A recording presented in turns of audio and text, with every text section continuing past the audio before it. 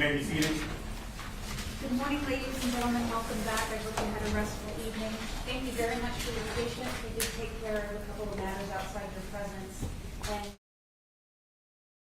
you are still on direct with us with the exercise. Detective, when we left off, I asked you questions about Markel's cell phone. Yes, sir.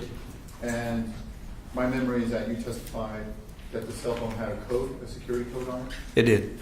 and you took steps to obtain the security code. I'm sorry? Did you take steps to obtain the security code? Yes.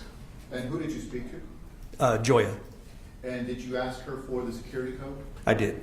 And did you use that security code to get into Markel's phone? Yes. And we're referencing the phone that was found near Markel. Yes.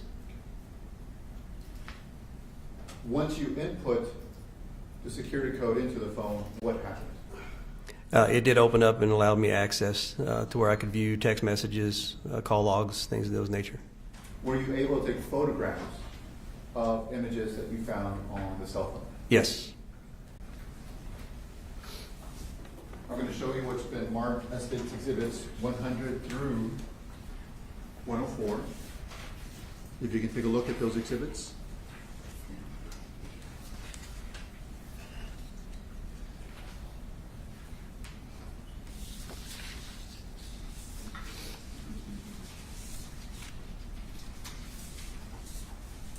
Do you recognize those exhibits? Yes, sir. And did you take photographs of the cell phone that we see here? Yes. The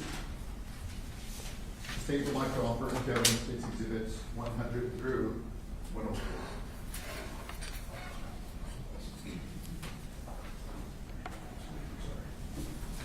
No objection. States exhibits 100 through 104 are admitted and may be published. Detective, I'm going to show you State's Exhibit 100. Can you tell me what we're looking at in State's Exhibit 100? That is the keypad in order to input the passcode to gain access to the phone. And once you gained access to the phone, did you see any sort of communications or text threads associated with the name of Sasha? Yes, sir. Let me show you State's Exhibit number 101. In State's Exhibit 101, can you tell me where you see a text thread associated with the name Sasha? Be about the fifth or sixth one down from the top, and you'll see the name Sasha, S-A-S-H-A. When you saw the name Sasha, did you take steps to open up that text thread and review the messages there? Yes, Did you find text messages that were relevant to your investigation? I did.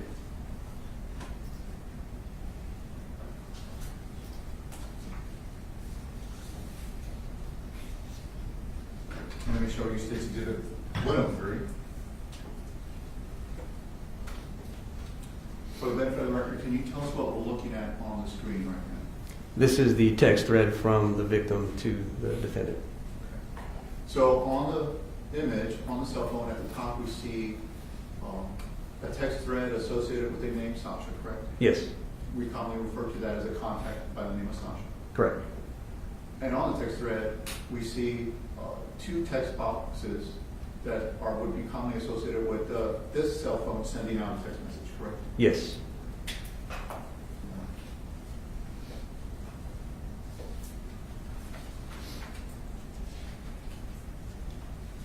Now let me show you State's Exhibit number 104. Can you tell us what we're looking at on the screen? Those are the last two sent text messages from the victim's phone in that thread to Sasha. Now, in this exhibit is a text message timestamp. Yes. And what timestamp does the text message look like? It's the very top, and it says Friday, Jan 22, and it gives a time of 8:55 p.m. And can you read the first text message which appears to have been sent by Markel? Yes. If I could just say real quick, there are some words in there that I don't use, and I may replace with what it feels a little more appropriate, if that's okay. It begins the first text: "Bring my gun back and come get your stuff. You attacked me and defended myself, all because I asked you to leave, because you in my bed on the phone with N-words, asking if you still tipsy, F-word is wrong with you, SMH is means shaking my head. Can you read the second text message or the last text message that you sent? Yes, sir. You lost ASF Shorty, but that's why ain't no helping somebody as lost as you, obviously. I told you take my cars and crib off your page.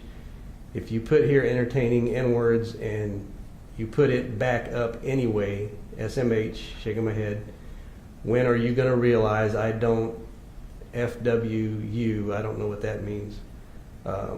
Like that, if you put here entertaining N-words and staying with me at the same time.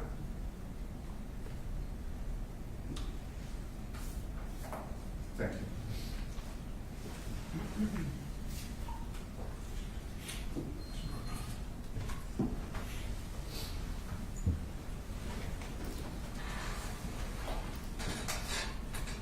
Now, in the first text message, Markel makes reference to a handgun or a gun, correct? Yes, And at the scene, you found an empty gun box, correct? correct. And at the scene, you reported that the serial number that was on the gun box, correct? Yes. And from your perspective, from a detective's perspective, what is your understanding of the purpose of a serial number on a firearm? To uniquely identify it. And do you have the tools or abilities to run a serial number that you have associated with a handgun and to get a visual identification or a weapon similar to the look of it through your whatever tools that you have?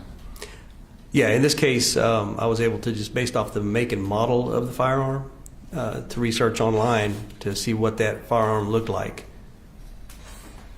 Yesterday, I gave you a copy of your prosecution guide, and after you left, I took it back. I'm going to give you a copy, State's Exhibit number 99. For the benefit of the record, can you tell us again what the serial number was that you found on the gun box?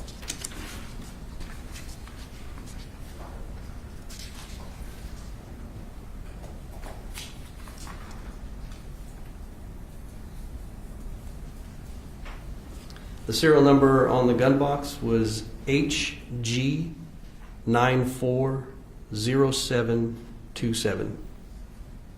And did you run that serial number through some sort of database to get more information as to the make, model, and caliber of that weapon? Yes, sir. And what through the course of your investigation, what information was associated with the serial number?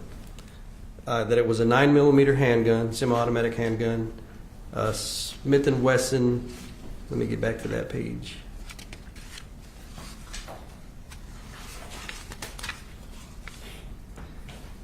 Springfield XDS model .2, and then it had another model number, XDS G9339S. Now, through the course of your investigation, were you able to obtain an image of a similar or identical weapon that would be consistent with the serial number and this make and model? With the make and model, not necessarily with the serial number, but with the make and model. Let me show you State's Exhibit 105. If you tell me you recognize State's Exhibit 105. Yes, sir. And did you create this exhibit? I did. So in State's Exhibit 105, we see 3 images, correct? Yes. 2 of the images, the 2 images on the bottom, where did you obtain those images from? These are from the crime scene. Okay. And the 3rd image, can you tell us how you obtained that image? This was through online research, and this is an image that comes up with that make, model, and model number for that firearm. And you created State's Exhibit 105? Yes, sir. At this time, the state would like to offer evidence State's Exhibit 105 to demonstrate the similar make and model and size of the weapon. Your Honor, may I ask one question to qualify this? Yes, yes, please. Detective Did you retrieve this picture of the sample or example of Springfield 9mm for the prosecution, or did the prosecution? I did, ma'am. Okay, Yes. so that you provided all 3 pictures? Yes. Okay, no objection. State's Exhibit 105 is admitted and may be published. Let me show you Detective 105 on the imager. So, in State's Exhibit number 5, as we're looking at the screen, can you tell us what we're looking at on the bottom 2 images? The bottom 2 images on the left is the magazine with the ammunition that was found in the little storage container on the floor near the closet at the crime scene. The image on the right is a photograph of the gun box that was located in the closet on the shelf. And can you tell us what we're looking at, the image that we're looking at the top on the screen? At the top is the online search result that I found using the make model information for the firearm from the gun case. That's an image of what that gun would look like. Okay.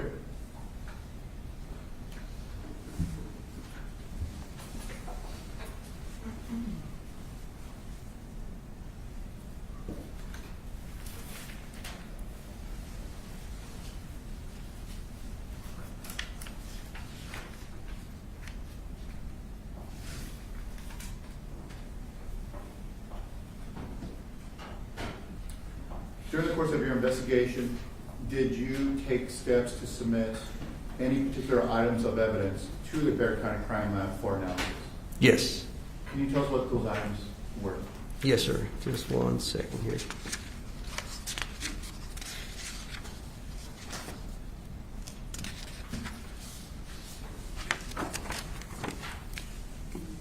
I'm referring to page 11 of my prosecution guide where they're listed. We had a GSR test kit that was completed on the victim's hands. That was submitted. Some bullet fragments and a projectile were submitted, asking the lab to determine a caliber if possible.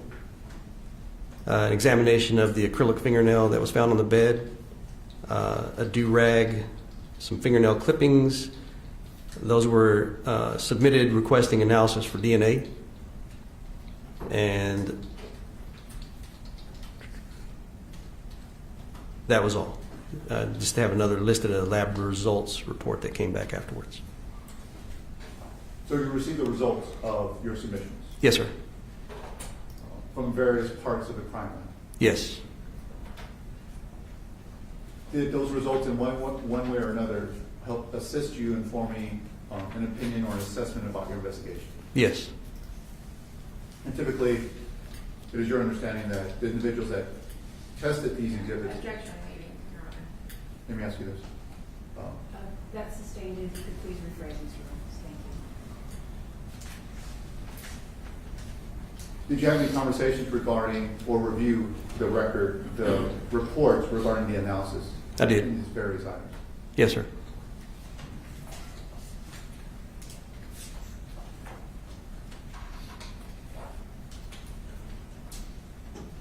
In your review of the text messages, in your review of the door at the crime scene, in your review of the autopsy information,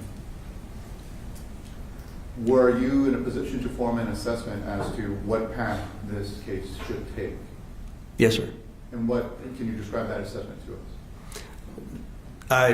It was definitely a homicide, and it was our belief that it was a murder, Can you expand on that? that it was intentionally done, and the act that was intentionally done caused the death of the defendant. The victim.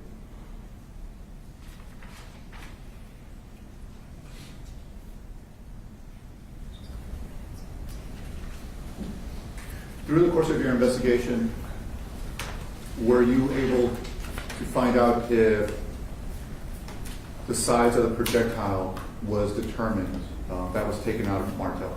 Yes. And what size was that? It was determined it was a 9mm. And the 9mm is consistent with an ordinary bullet, correct? Yes. And for the record, I have to ask, it was consistent with coming from a firearm. Correct. At this time, the state will pass Detective Sasha for cross-examination.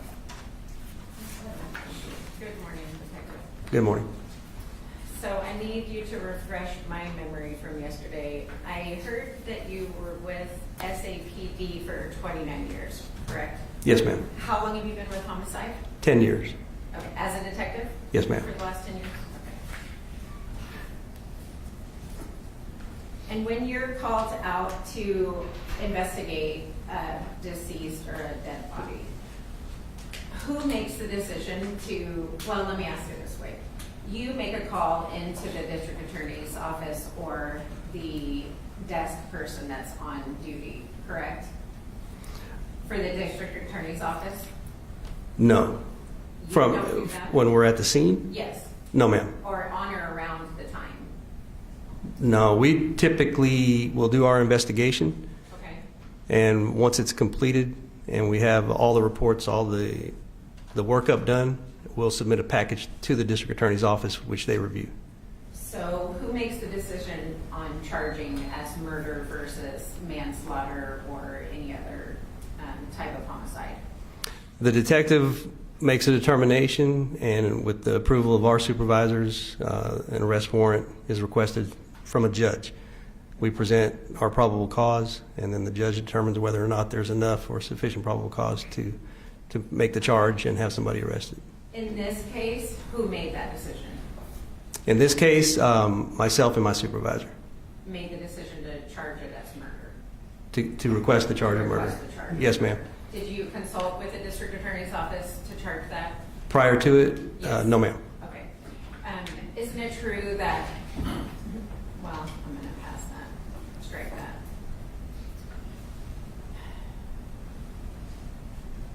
When you arrived to the apartment, from the pictures and your investigation, it's clear that there was a fight between people. Wouldn't you agree? Yes, Okay. And you would agree that it's different than, let's say, just a ransacked apartment, maybe from a burglary or something like that, right? correct.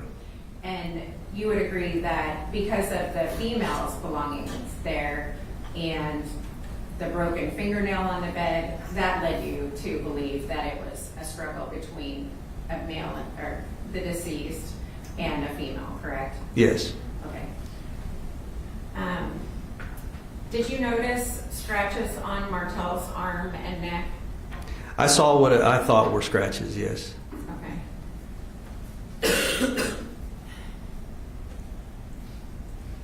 You interviewed a neighbor directly below the apartment. About what date did you interview? I believe it was Quinn Goodman. Yes, ma'am. She was spoken to the same day we were there, the 26th, January 26th.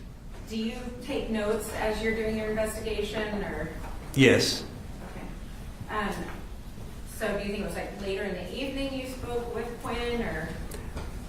I believe it was just toward the end of when we were finishing up everything at the crime scene, Okay. finishing gathering information.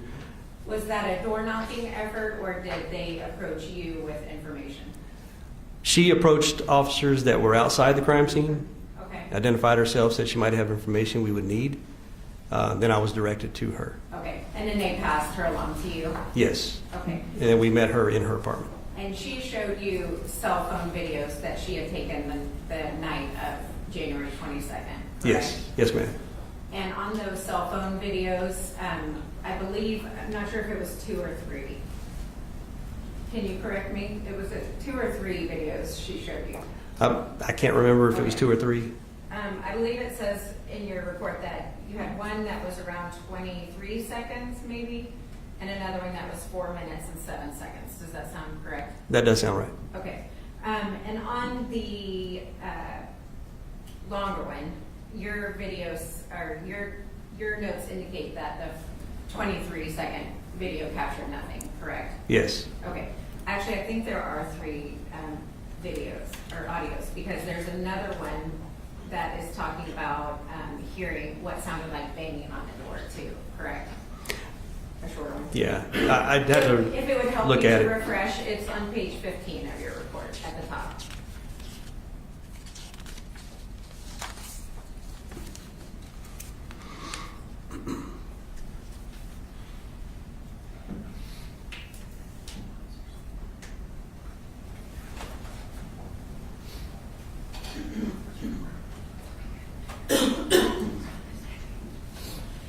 Yeah, she had 3 recordings that she played for us. Okay.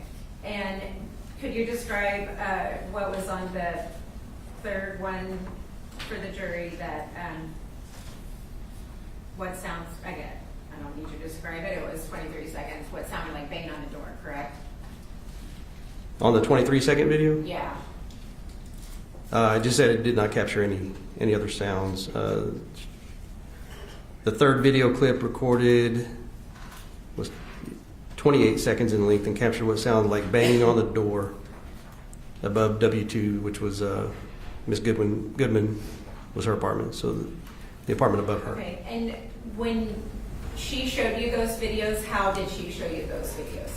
She played them on her phone. Just holding out with Just- an iPhone or an Android or? I can't remember what type of phone it was, but yeah, just holding on her hand. And so did you obtain those videos from her that day or at a later date? That day, we captured it on a body-worn camera just so we would have it in case, but then she did provide it later, where we actually had a downloaded copy of it. Did she bring her phone to the station or did she email them to you? How did you obtain them?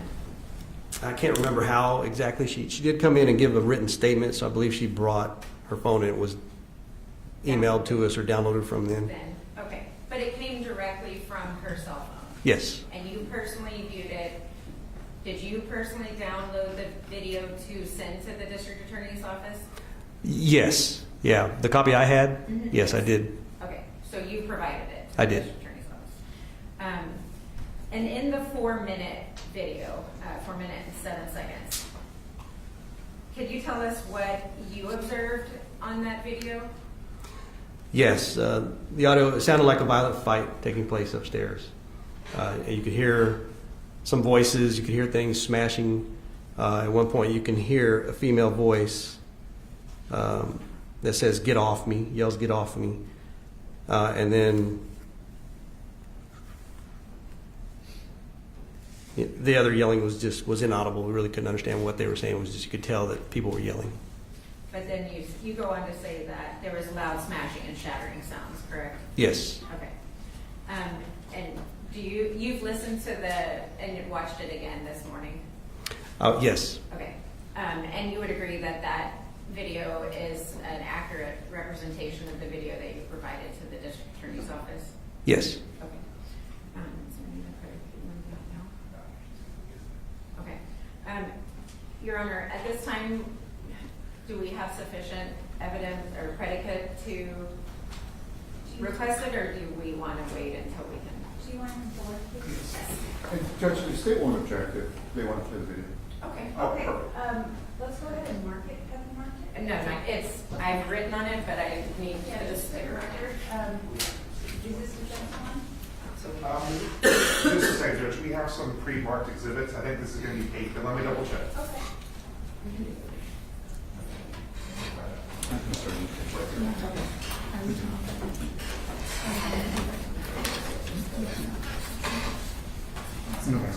Eight. Your Honor, this will be defense exhibit number 8. So, my understanding is that state is not objecting to defense exhibit 8? State is not objecting. Okay, defense exhibit 8 is admitted and may be published. Thank you, Your Honor. May I approach? Yes. And I would normally hand this to you for authentication, but we didn't have this disc to hand it to you. But now I'm going to play Defense Exhibit 8.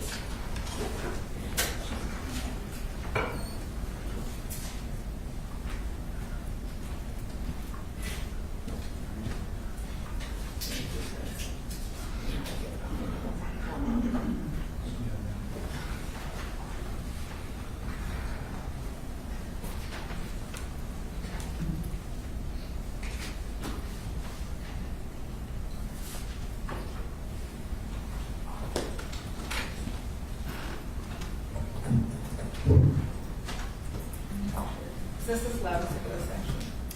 Yes, ma'am. Okay. And just for the record, there's really nothing to see except for the end with the cat, correct? Yes. At one point, she pans down and gets the cat. Maybe describe for the jury what you can see on the video a little bit so that the record's clear on just the video portion. This is the ceiling of her apartment, which would be, of course, below the floor of the victim's apartment. Okay, thank you.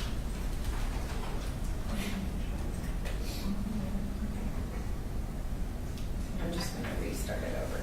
There's a few sounds.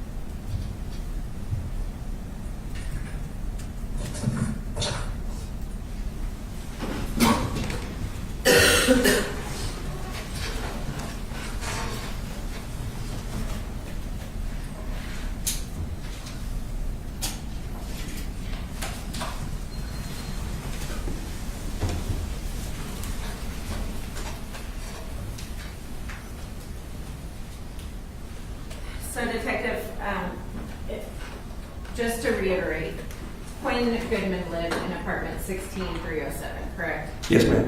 Which is directly below 16407. Yes. Okay.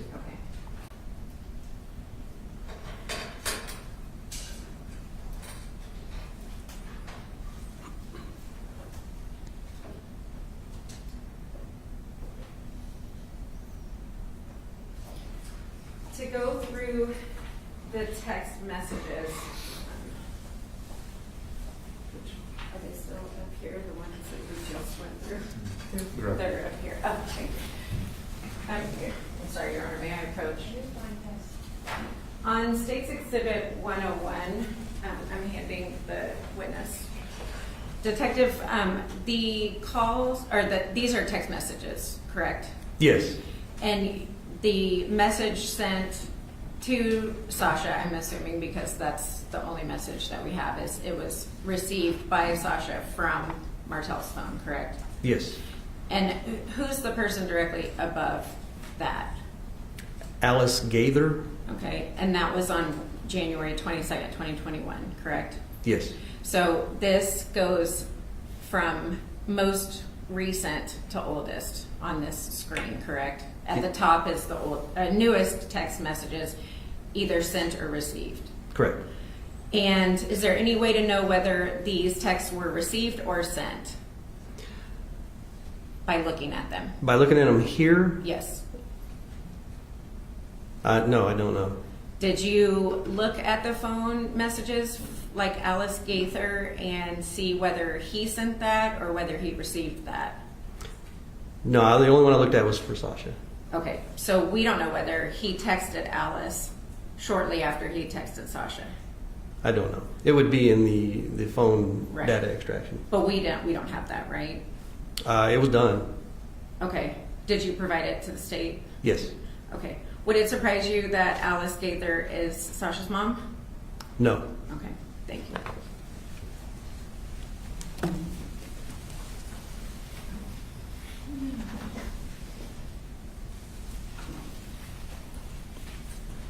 So there were several messages sent or received, we are not sure by what we have, after the text message at 8:55, correct? Yes. Okay. Have you ever known people to send text to, I don't want to use a colloquial term, or cover for themselves to be somewhere that they're not, like an alibi, or to send content out to cover something so that it's documented? Have I Encountered that? Have I in encountered that? 29 years of police work. I can't say that I have. Okay. Of the witnesses that you interviewed, I believe you also spoke to an Alan Nichols. Does that Yes. sound familiar? Uh-huh. And I'm not sure what page on your report.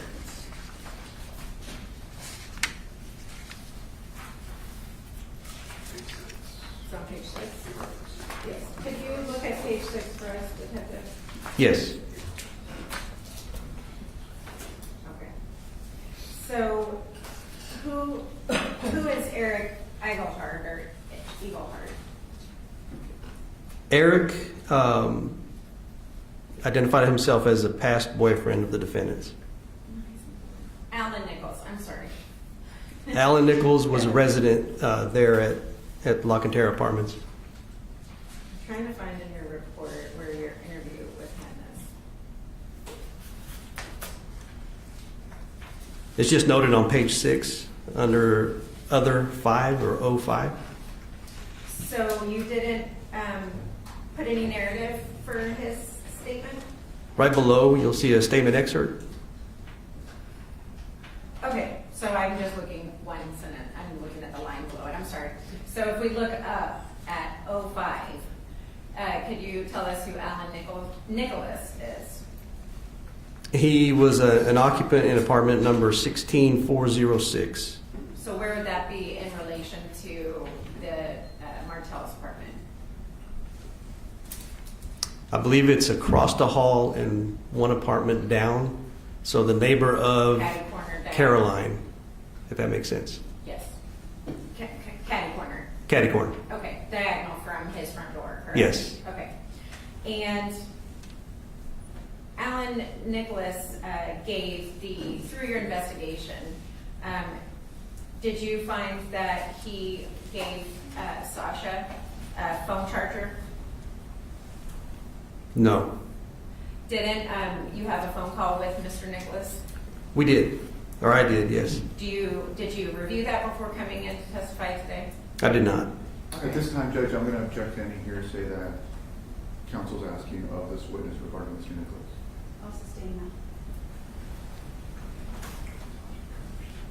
Oh, okay.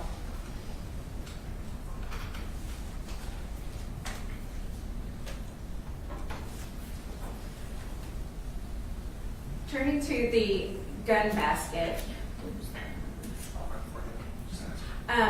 The gun basket where through the course of your investigation, I believe, I'm not sure if it was you or the prior detective,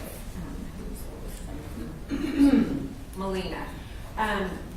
There was a testimony that the gun was taken from his apartment and the gun basket is located. Do you remember where it was in the apartment?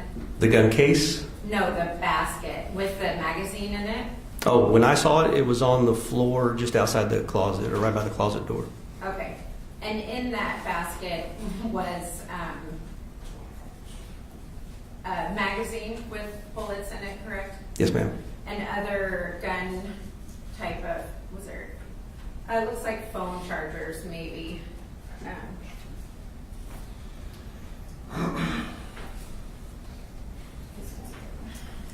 Your Honor, may I approach? Yes. I'm handing defensive exhibit, or State's Exhibit 75. So in this basket is the magazine, correct? Yes, ma'am. Is it common for people to keep their guns in accessible places or in a gun case up at the top of the closet? It depends on, I guess, their thinking. If they want it accessible for self-defense in case somebody breaks into their apartment, they would have it out and accessible. Okay. If- Would it make sense that this basket might have been by the nightstand or somewhere more accessible than inside the closet? It may have been. And the basket is not inside the closet, correct? Correct. Okay, thank you.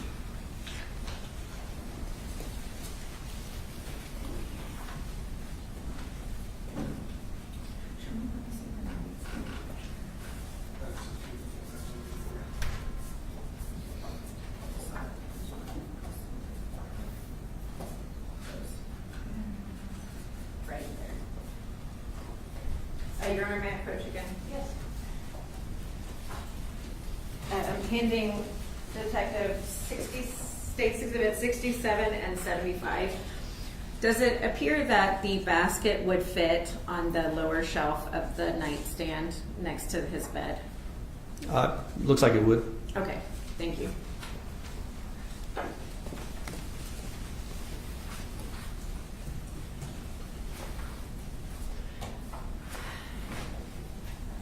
On the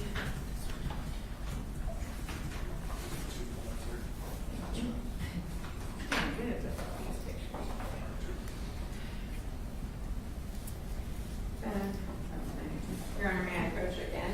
Yes. I'm handing you what's marked as State's Exhibit 9 and 10. Do you recognize any of these officers in 9 and 10? Yes. Are you in any of these pictures? No, ma'am. Okay. Which one, pick an officer that you know the best, personally. There's only one officer, Officer Cerna. Oh, and these are maintenance? Yes. Okay, so Cerna's standing a little bit further back. Do you remember looking at the front door with the bullet hole? Yes. Did you take any measurements of that front door? I did not. Did you measure how high the bullet hole was from the ground? No. Would you agree that it would be helpful to know, like, at what height maybe the gun was fired from, or? It would help if we can see here that it's right by the peephole. My problem is I don't know how tall these people are. Do you have any idea how tall the maintenance guys were? Various heights. Okay. Does that door knocker and peephole appear to be at a standard height? No, it looked lower. It looks lower, correct? Because Yes. the apartment door sign is a little bit higher where doors normally have a peephole. The peepholes are normally on most doors between this peephole and where the door sign is, correct? I don't know. I mean, it could be that there could be a standard. I don't know. Could be an for where ADA it should be. standard, would Right. you agree? Okay. Yes. But it does seem a little unusually low, or lower than most standard peepholes. It looks lower than Okay. ones I'm used to seeing. Okay, thank you.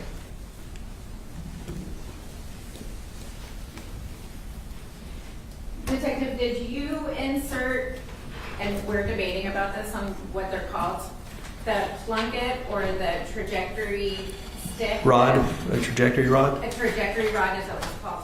Yes. Did you insert that into the door? No. Who did that? If that was done, it was completed by CSI personnel.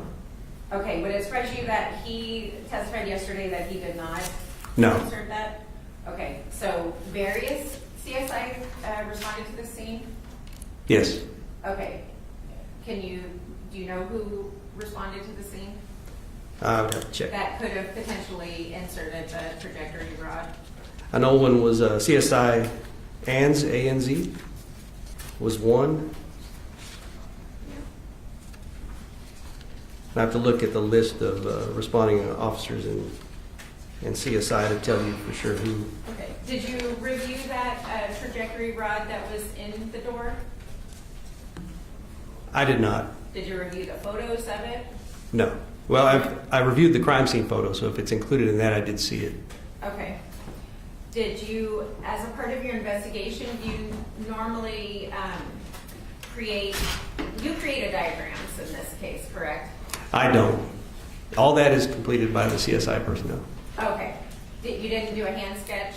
No, ma'am. So that was all ons or ands? Yes. Okay. Do you normally investigate where a person might be standing and how a gun was fired in a situation like this? Yes. Did you in this case? In this case, it was pretty clear. Clear as to where she was standing and how the bullet entered the door? From looking at the bullet hole in the door and where the injury is on the victim, it was pretty simple to determine where that bullet came from. Okay.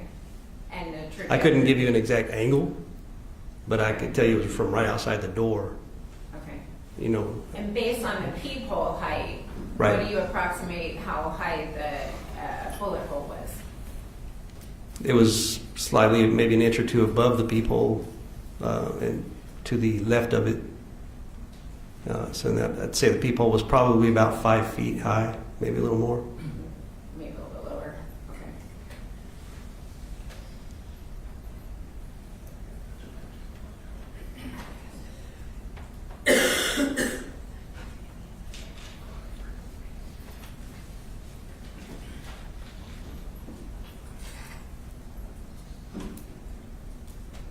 The other occupants of the apartment complex that you interviewed, one was Pedro Padilla, I believe?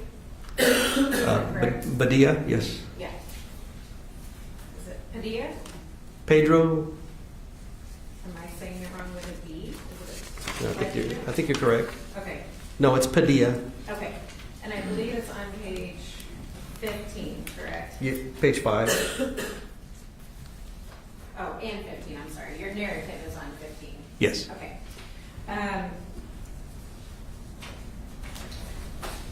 So you also, are you the one who obtained the videos from Mr. Padilla? We contacted him and he showed them to us, and then he did send me the information on how to download them, the links to download them. Okay, so he sent them to you approximately how long after January 22nd? I believe it was that same day, maybe been the next day. On the day that y'all, The 26th, the 27th. 26th? Okay, So did you talk to him that afternoon? We did. Or that night? Yes, Your investigation rolled through the night, correct? And probably into the next day?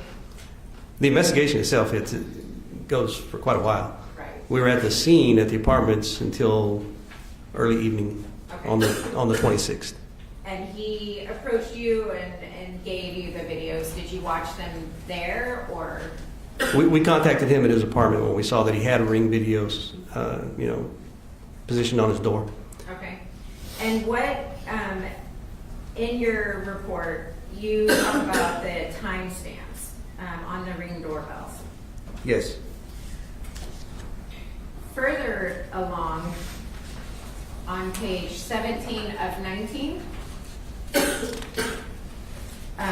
you have 10 bullet hole or bullets of facts, I guess. Is that how do you summarize the 10? The timeline? Okay, so this is your timeline. Yes. Okay.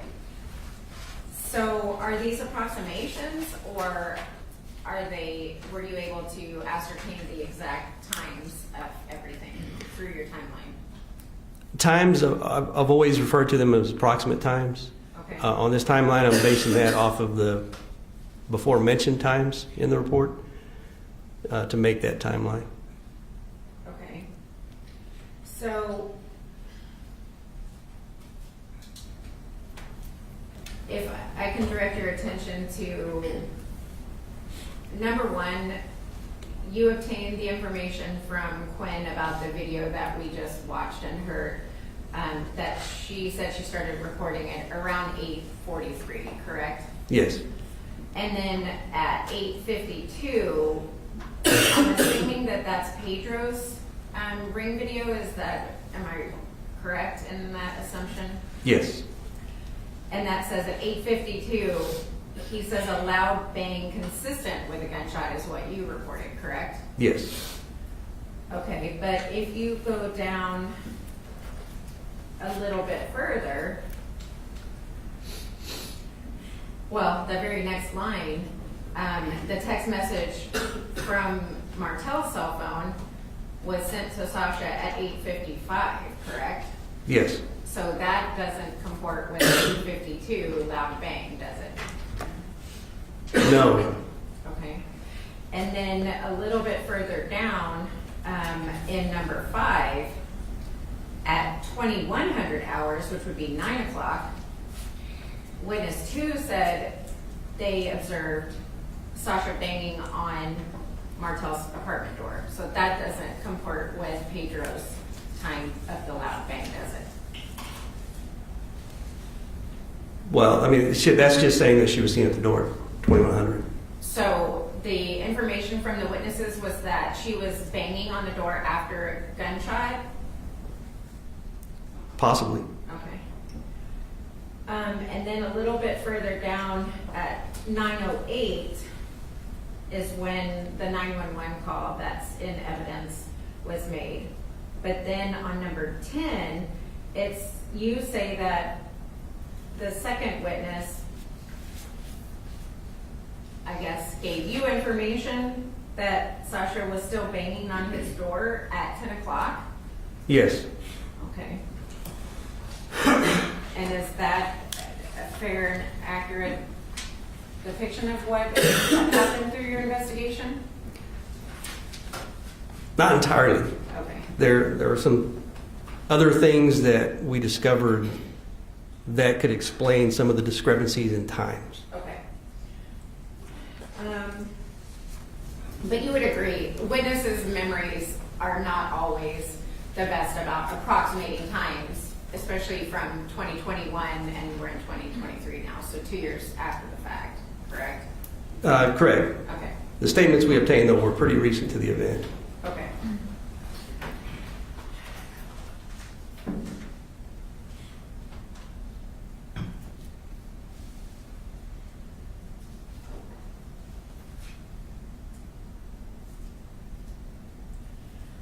All right, yesterday you testified that Sasha never turned herself in, correct? No, she did turn herself in. From what I understood, she turned So herself did I- into the Bear County Jail. I misunderstood you then. I thought I heard you say she did not turn herself in. No, we obtained a warrant. I gave that information to the U.S. Marshals to find her. They were actively looking for her, and from what I was told, she turned herself into the Bear County Jail. Okay, I just wanted to clear that up because I thought you had said she hadn't, so. Because you would agree with me that on page 14, I believe, at the top, that you were contacted by Detective Rios and that she had surrendered herself to the sheriff's office, correct? Yes. Okay. When did y'all put it out into the public that y'all were seeking someone for Martel's death? It would have been shortly after getting the arrest warrant, obtaining the arrest warrant. What date was the arrest warrant?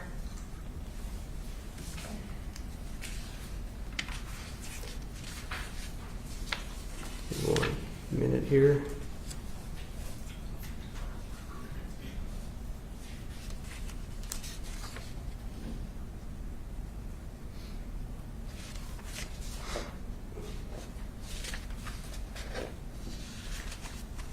Arrest warrant was obtained on the same day, the 26th, it looks like.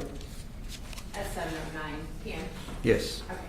And then when would y'all have made that public to the public, for lack of a better term, that you were seeking? If we sought the public's assistance in finding her, it would have been shortly after getting the arrest warrant. Did you I don't seek- recall exactly when we released that information that we were looking for. I guess what I. I'm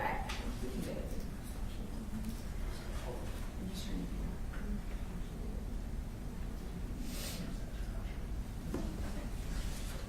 out. Your Honor, is there?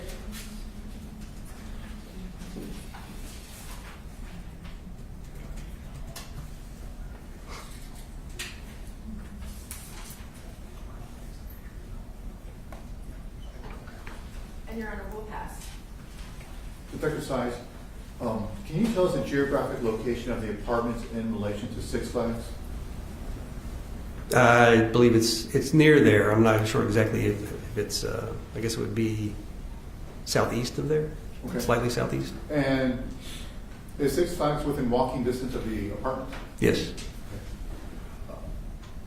Do you know if Six Flags has fireworks at evening time? Yes, And do fireworks sound consistent with gunshots? they can. When you note on your 10-prong timeline for Pedro at 8:52, there's notation, 8:52, a loud bang consistent with a gunshot, that could be a firework, correct? It could be. And have you experienced fireworks from Six Flags? Yes. Can you describe that event to us? Is it a significant event? Can you describe, is it overwhelming or just a couple of fireworks? It's a big event. Okay. Several Very loud. fireworks, yes, very loud. And do you know, only if you know, do they have fireworks on the evenings, like weekends or weekdays? Do you know? I couldn't tell you the schedule. Now, going back to Miss Goodwin, we saw her video, correct? Yes, She provided that video to you, correct? she did. And she described fighting taking place upstairs, correct? Yes, And that would be consistent with Martel's apartment, correct? yes, And she also described to you that she had made several complaints over a period of time about the fighting that was going on upstairs, correct? she did.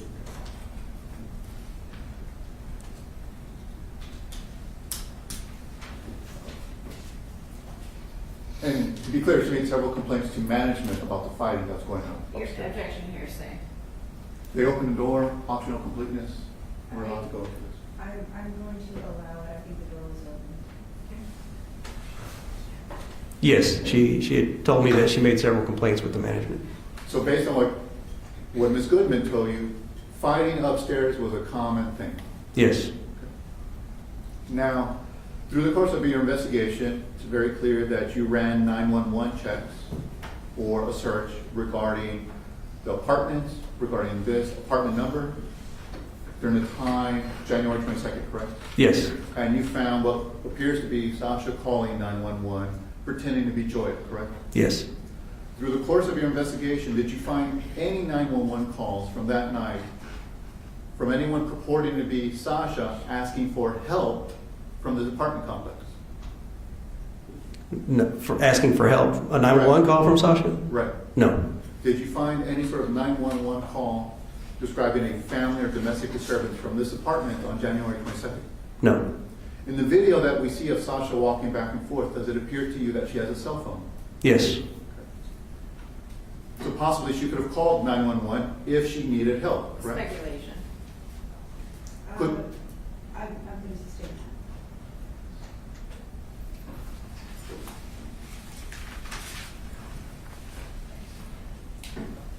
And so that we're clear, just so that we're clear on the record, the text messages that you got from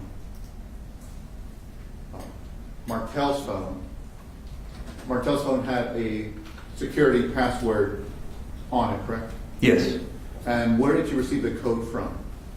from Joya. Joel gave you the code, so she knew the code for Martel's phone, correct? She did.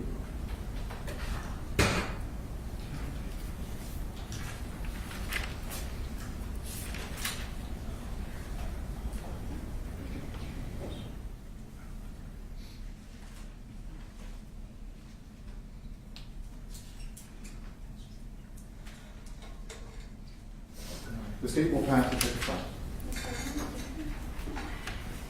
Detective, Mr. Ramos just asked you about the several complaints to management previously, Yes, and they were complaints about fighting in the apartment? that's what she told me. She made complaints to the management about fighting and disturbances above. And it's Martel's apartment, correct? Yes, Sasha's not on the lease, right? correct. So if there's fighting in that apartment, it's Martel, presumably that's fighting, right? I don't know. And there's no indication that even Sasha was there on the prior fights and complaints. Right, she was not specific on who was there. But there have been numerous complaints from Martel's apartment. She said she made numerous complaints. Okay. No further questions, Your Honor. Nothing further. May this witness be excused? We would like him for recall. Detective, you are excused right now. Please keep in touch with the state's attorney in case of mention later. The rule has been invoked. If you're familiar with this, do not discuss your testimony with anybody but these attorneys. And please refrain from watching or media coverage of the trial and straight trials. Thank you very much, sir. State will call Dr. Evans. Thank you, sir.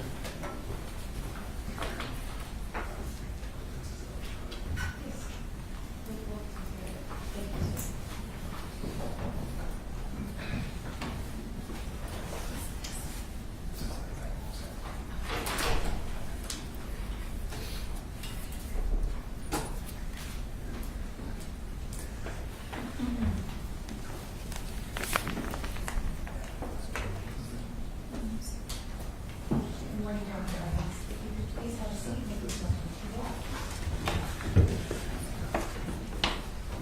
Please raise your right hand and state your full name. Samantha Evans. Do you swear or affirm that the testimony you're about to give will be the truth, the whole truth, and nothing but the truth? I do. Thank you very much, Doctor. So let's take.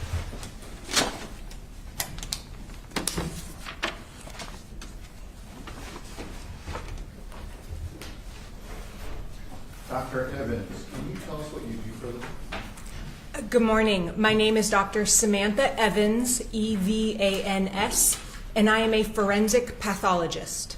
And can you tell us, in layman's terms, what a forensic pathologist does? A forensic pathologist is a doctor, a physician who investigates sudden, unexplained, and unexpected deaths in individuals. My job is to figure out why a person passed away. And can you walk us through your education and then your career path? So I got my undergraduate degree from The Ohio State University, after which I went to medical school at the Medical University of the Americas in the West Indies. In 2008, I graduated from medical school and went to the University of Tennessee in Knoxville, Tennessee, to complete a 4-year residency training program in anatomic and clinical pathology. During those 4 years, we studied tissues and fluids taken out of or off of a body to discover if there is any disease present so that that person could then be treated for said disease. Part of that training is also performing autopsies or examinations on deceased individuals to determine why they passed away. In 2012, I completed that residency program and took and passed board certification exams in anatomic pathology as well as clinical pathology. Then in 2012, I came here to San Antonio, where I began a 1-year fellowship training program in forensic pathology at the Bexar County Medical Examiner's Office. During that year, I performed examinations under the direction of the existing medical examiners, again to discover why individuals passed away here within Bexar County. In 2013, after completing my fellowship, I took and passed a board certification for forensic pathology. Finishing my fellowship, I then stayed on as a full-time staff forensic pathologist and medical examiner here at the Bexar County Medical Examiner's Office. I remained with the medical examiner's office here in San Antonio until August of 2021, where I decided I needed a change of scenery and I decided to become a medical examiner in the state of Georgia. But it turns out I prefer being in Texas. So in 2022, I came back to San Antonio, and since then I have been working at different offices as an independent contractor, assisting doing autopsies to help offset caseloads. And back in January of 2021, for the benefit of the record, can you tell us where you specifically were employed? I was a full-time medical examiner with the Bexar County Medical Examiner's Office. And during that time, specifically on January 27th of 2021, did you have an opportunity to conduct an autopsy on ME case number 2021-0337 Martel DeRoe? I did. Did you create a copy of your autopsy report? I did. Would having a copy of your autopsy report help you refresh your memory to answer my questions or defense attorney's questions? Thankfully, you were kind enough to provide it in advance, so I have a copy, yes. Excellent. So what I'd like to do, just for as a marker, I'm going to give you State's Exhibit 106, which is, and I'm going to ask you to identify it, just so that it's clear on the record. Mr. Ross, can we see just so we're on the same page? I just want to make sure we're looking at the same document. Yeah. Oh, you want? Yeah, just make sure that we follow along the same document, that's all. Okay. Thank you, sir. So I'm going to show you State's Exhibit. Well, I'm going to ask you regarding State's Exhibit 106, what is it? State's Exhibit 106 is a true and accurate copy of my autopsy report, which includes the autopsy report, a body diagram, as well as the toxicology results. Excellent. So, as a forensic pathologist, can you tell us what tools do you use to help you form a conclusion regarding the death of a person? In terms of, for example, we have the autopsy report. What other things do you look at, in a very general sense, do you do in order to make your determinations? So there are two major things that I'm trying to determine when I'm performing an investigation. The first is the cause of death, or why an individual passed away. A heart attack, a stroke, a gunshot wound, perhaps blunt force injuries from a car crash. Though the answers to those questions frequently lie with the body itself. I identify injuries, I detect drugs in their system. Usually the cause of death is something I identify during my examination. Not always, but usually. The other thing I am responsible for determining is the manner of death, which is something required by Texas law that I include on a death certificate. and the manner has to do with the circumstances surrounding somebody's passing. I have 5 options for a manner of death. That is natural. In other words, there are no outside factors affecting why an individual passed away. That again would be something like cancer or a heart attack, cirrhosis of the liver. There is accident, which is pretty straightforward in how it sounds. Suicide, where somebody's direct actions cause their own passing. Or homicide, where somebody else's actions cause their direct actions cause the death of an individual. The 5th option is undetermined, where either I do not have enough information to determine a manner, or 2 of those other ones are equally possible. The manner of death is almost exclusively due to circumstances that are provided to me by people that were either at the person's death at the time or provided by law enforcement or some other outside agency. I, thankfully, have never been present when somebody has passed away that I have had to examine. So I was not there to know the circumstances, so I rely on information provided, again, by some type of investigative agency to figure out the manner. And for the benefit of the jury, can you describe to us what an autopsy is? An autopsy is a medical procedure.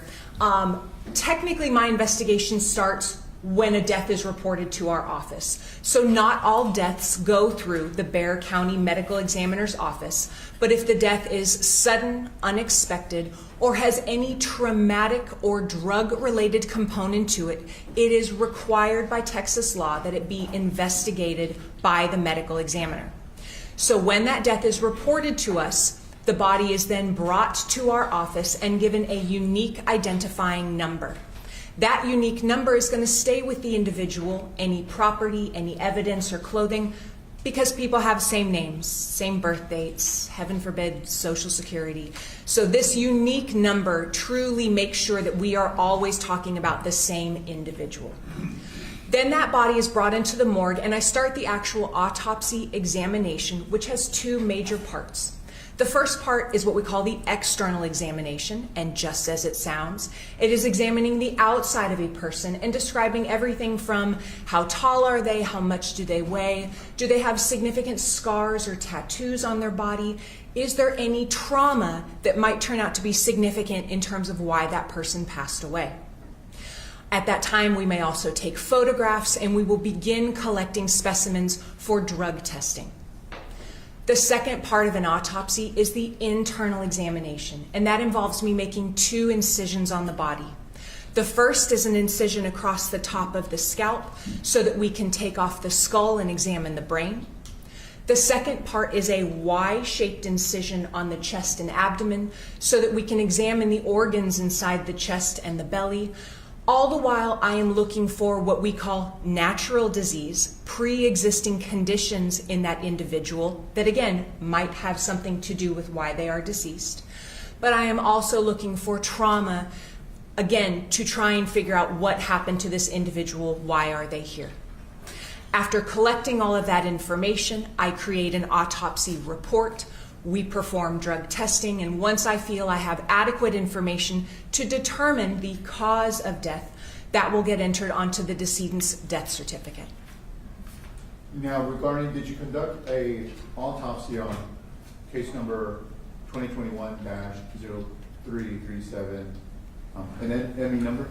Correct. And that case number is associated with Martello Giroux? Correct. You created an autopsy report. Did you also create any sort of diagrams to assist you or anybody who reviews the report in terms of noting where you found injury or defects on the body? Yes, it is standard in certain cases that we create a body diagram. It is essentially an artistic rendering that should indicate to somebody looking at that diagram where any injuries were present on the body, that doesn't force somebody to have to look at the actual photographs of the individual.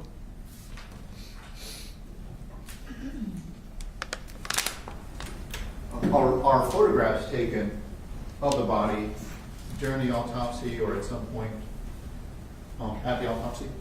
Yes. And from time to time, do you recover foreign objects found within the body and collect those items? If they are present, we collect them, yes. And from time to time, are those foreign objects, could those foreign objects be the item that caused the death? Yes.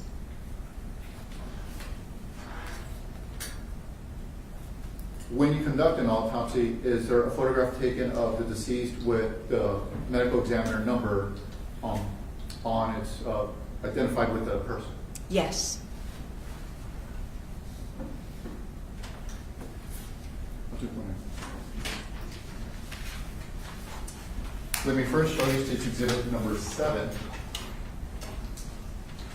Did you conduct the autopsy on the person identified as number 7? I did. And for the benefit of the record, what ME number is reflected in this photograph? 2021-0337. And let me show you what's been marked as State's Exhibits 108 through 121. And if you can go through those exhibits and let me know if you recognize those images.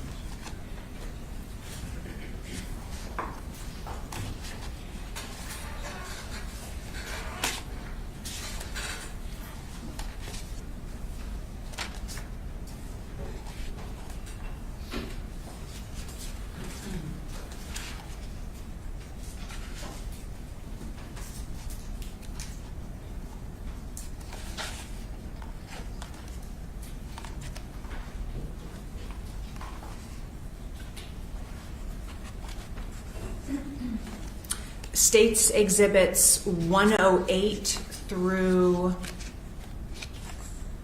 121 are true and accurate copies of photographs that I took during the autopsy on case 2021-0337. And for the record, State's Exhibit number 7 is also an accurate description. True, yes. So at this time, the state would like to offer into evidence State's Exhibit number 7. In addition to that, State's Exhibit 108 through 121, presuming that they're admitted and published, I'd like to warn the courtroom that we're about to potentially demonstrate or show a very graphic images. So if anybody wants to excuse themselves, now is the time to do it.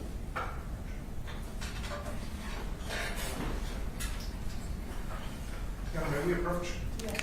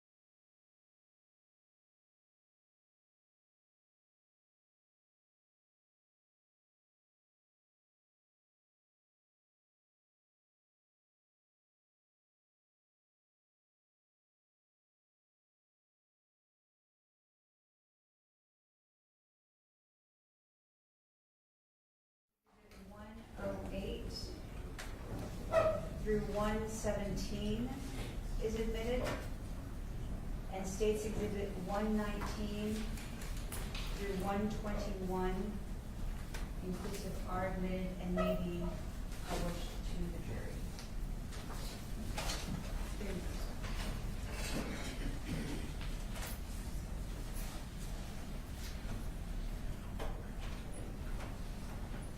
And I apologize, Judge, as you were speaking or reading out the numbers, I was talking to the family.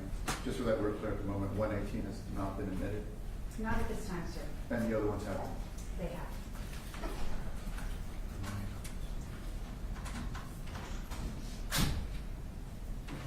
All right, Doctor. Now let me show you what's been marked as State's Exhibit number 107.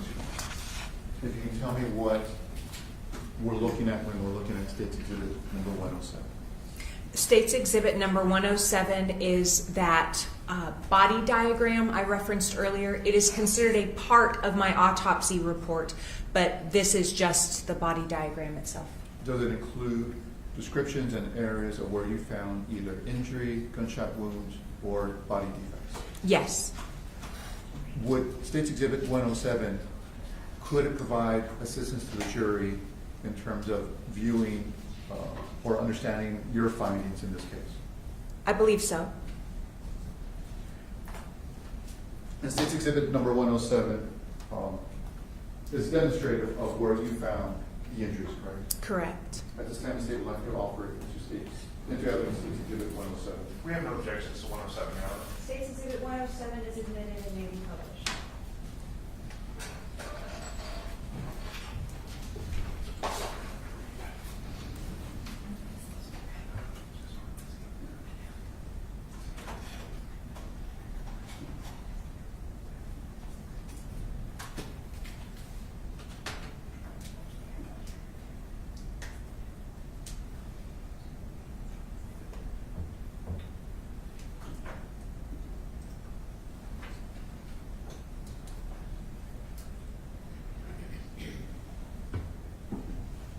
Doctor, I'm going to show you what's been marked as State's Exhibit 107. Can you tell us what we're looking at on the screen? So again, this is the body diagram that I created, where it is my artistic rendering in an attempt to summarize any injuries that were identified on the body. So if you can walk us through your examination, can you, regarding this particular case, regarding Martell, can you walk us through your first initial assessments and findings as you began the examination? So the external examination, like I said, is an overview of what an individual looks like. This individual is approximately 5 foot 5 inches tall, weighs about 141 pounds, and appears on the thinner side, but is otherwise a well-developed adult male. He's dressed in an undershirt, underwear, pants, 2 pairs of socks, and a pair of shoes. He is also wearing a necklace, and there are brown paper bags that surround his hands, which I'll describe a little bit more here in a moment. And Doctor, excuse me, Yes. if I can show those images of his hand. Sure.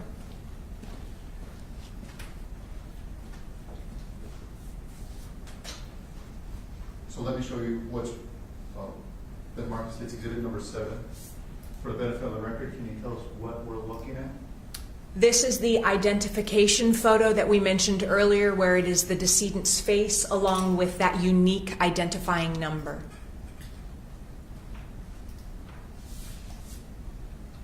Let me show you State's Exhibit 108. This is a photograph looking at the decedent's left side. That's his left arm nearest to us. And you can see the shirt he's wearing, as well as that he has brown paper bags over each hand. Can you tell us the reason why he has those bags on his hand? Anytime a body is related to a gunshot wound, whether that is self-inflicted or otherwise, or if there is concerns about the case potentially being a homicide, and we do not yet know the means by which it happened, Brown paper bags will be placed over the decedent's hands in an attempt to preserve any microscopic evidence that might be present on the body. The body is going to be rolled and shifted and moved, and if there were to be something important on those hands, we don't want to lose it.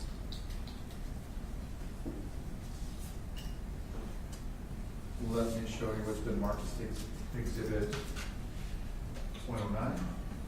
This is a close-up of the left hand with the bag over the hand. And once the bags are removed, can you tell us in terms of the hands, if any particular steps are, well, let me ask you this. What are we looking at in State's Exhibit number 111? This appears to be his right hand. And why would you or a medical examiner take photographs of an individual's hand? In a case like this, it is what I would call a pertinent negative. After removing the bags and me physically examining them for any microscopic evidence, if I do not find anything significant, I will take photographs to demonstrate the absence of something.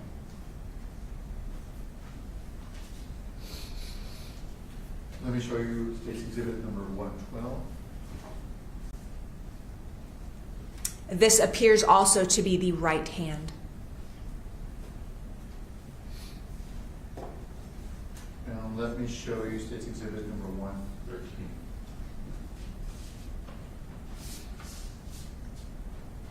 I described to you the external examination and how I'm examining the body. What happens between that and the internal examination is we remove anything that's on the person, whether that's jewelry, property, clothing, brown paper bags. We remove everything and, if necessary, wash the body off so that we can then more carefully examine any injuries present. So these photographs are taken after the body has been undressed and cleaned. And again, we're looking at the left side. That's his left arm closest to us. Now, in your examination, can you describe to the jury what you saw as the most significant injury on this body?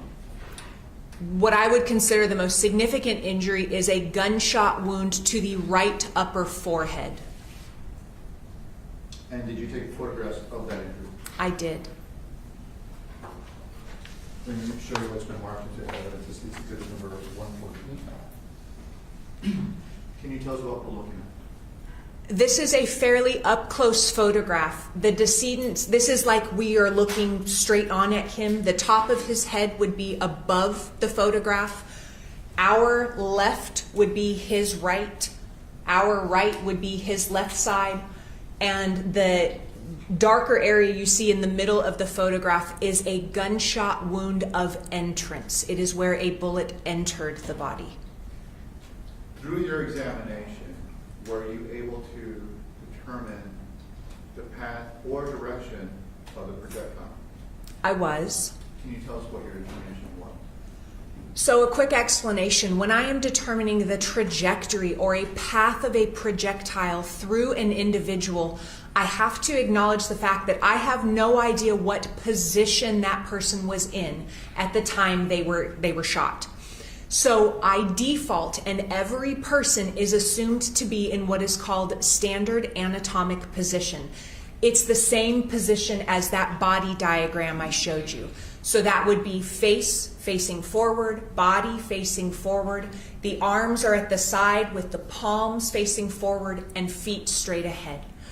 Assuming the body is in that position, this projectile starts, it enters in the right upper forehead. It's going to travel through the head and brain, and it is going to be recovered on the left back side of the skull, kind of behind the ear. So assuming that standard anatomic position, the path of this bullet is going to be front to back, right to left, and downward. In this body, were you able to recover the projectile? I was. And can you describe the projectile itself? So the projectile is what is considered a fully jacketed projectile. Bullets often have two components, a central core and then an outside jacket. These affect the dynamics of that bullet as it's used or whatever its purpose is for. In this case, it has a complete jacket covering the inside core component. The projectile, or in this case commonly referred to as a bullet, whether as it went through Martel's head, it would have had to pierce his skull. Correct. And the piercing of the skull, would that have contributed to his death? It did not help. Okay. Let me show you State's Exhibit number 115. This is essentially the same photograph, just slightly further away. So again, you can, his head would be the top of the photograph. You can see the top of his eyebrows. And because I have to ask this question on the record, the projectile is consistent with coming from a firearm. Correct.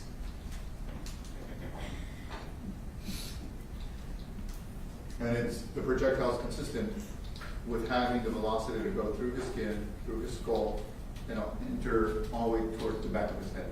Yes. So let me show you State's Exhibit number 116. Can you tell me what we're looking at in State's Exhibit number 116? So again, a fairly up-close photograph, but we are looking at his left ear and the left neck, upper neck area. Behind his left ear, you can appreciate there's kind of a red-purple discoloration. That is a bruise that is overlying the projectile that I recovered.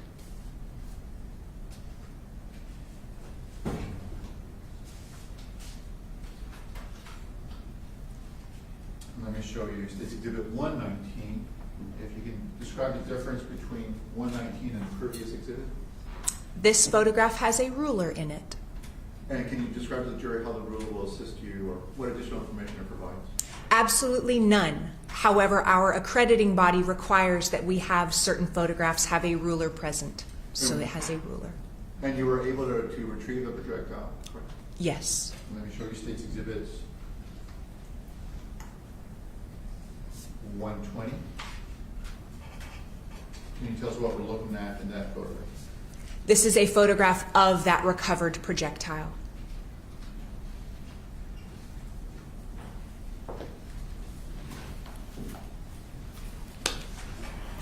And you testified that the projectile would have to have gone through his skull, correct? Yes. Let me show you what's been marked as State's Exhibit number 118 that's not in evidence. State's Exhibit number 118, that the findings that I see, that you and I see in State's Exhibit number 118, that assist you in determining the manner in which this individual was killed? It did not. It did not? Okay. Can you tell me why not? We know that the projectile entered from the right forehead area. We have seen the entrance wound. It has characteristics of an entrance wound. We also recovered a projectile, so sometimes if there is a question of an entrance versus an exit, it might be useful to be able to look at the bone, which fractures in particular ways, depending on whether a bullet is coming or going. In this particular case, that is not a question, and therefore it's a demonstrative photo, but it doesn't change or affect the other findings that we have. And once you're able to identify the projectile, and we see a photograph of it, can you tell me from the Emmy's perspective what you do with a recovery such as a projectile like that? So the standard is when a projectile is recovered from anywhere in a body, the first thing I'm going to do is clean it off. Any tissue, any blood that might be on that projectile is only going to tarnish the evidence. So I'm going to clean it off, and then I'm going to take photographs, as you have seen, of that projectile with particular filter paper and envelopes labeled with that unique identifying case number.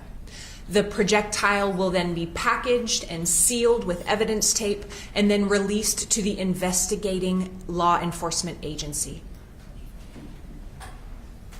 And did you do so in this particular case? I did. Let me show you what's been marked as State's Exhibit 39C. And tell me if you recognize this exhibit number 39C. State's Exhibit 39C is a envelope marked with the unique case number, in this case 21-0337, and it is sealed with my initials on it. And can you tell us what's inside the envelope? Now, may I approach, just so I can see the other? Thank you.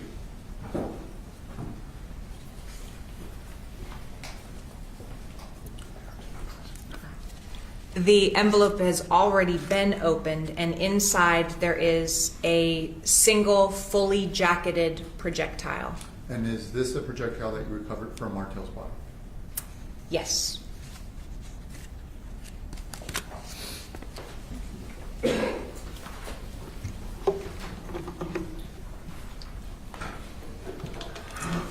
Now, Doctor, what I'd like to do is go back to your diagram.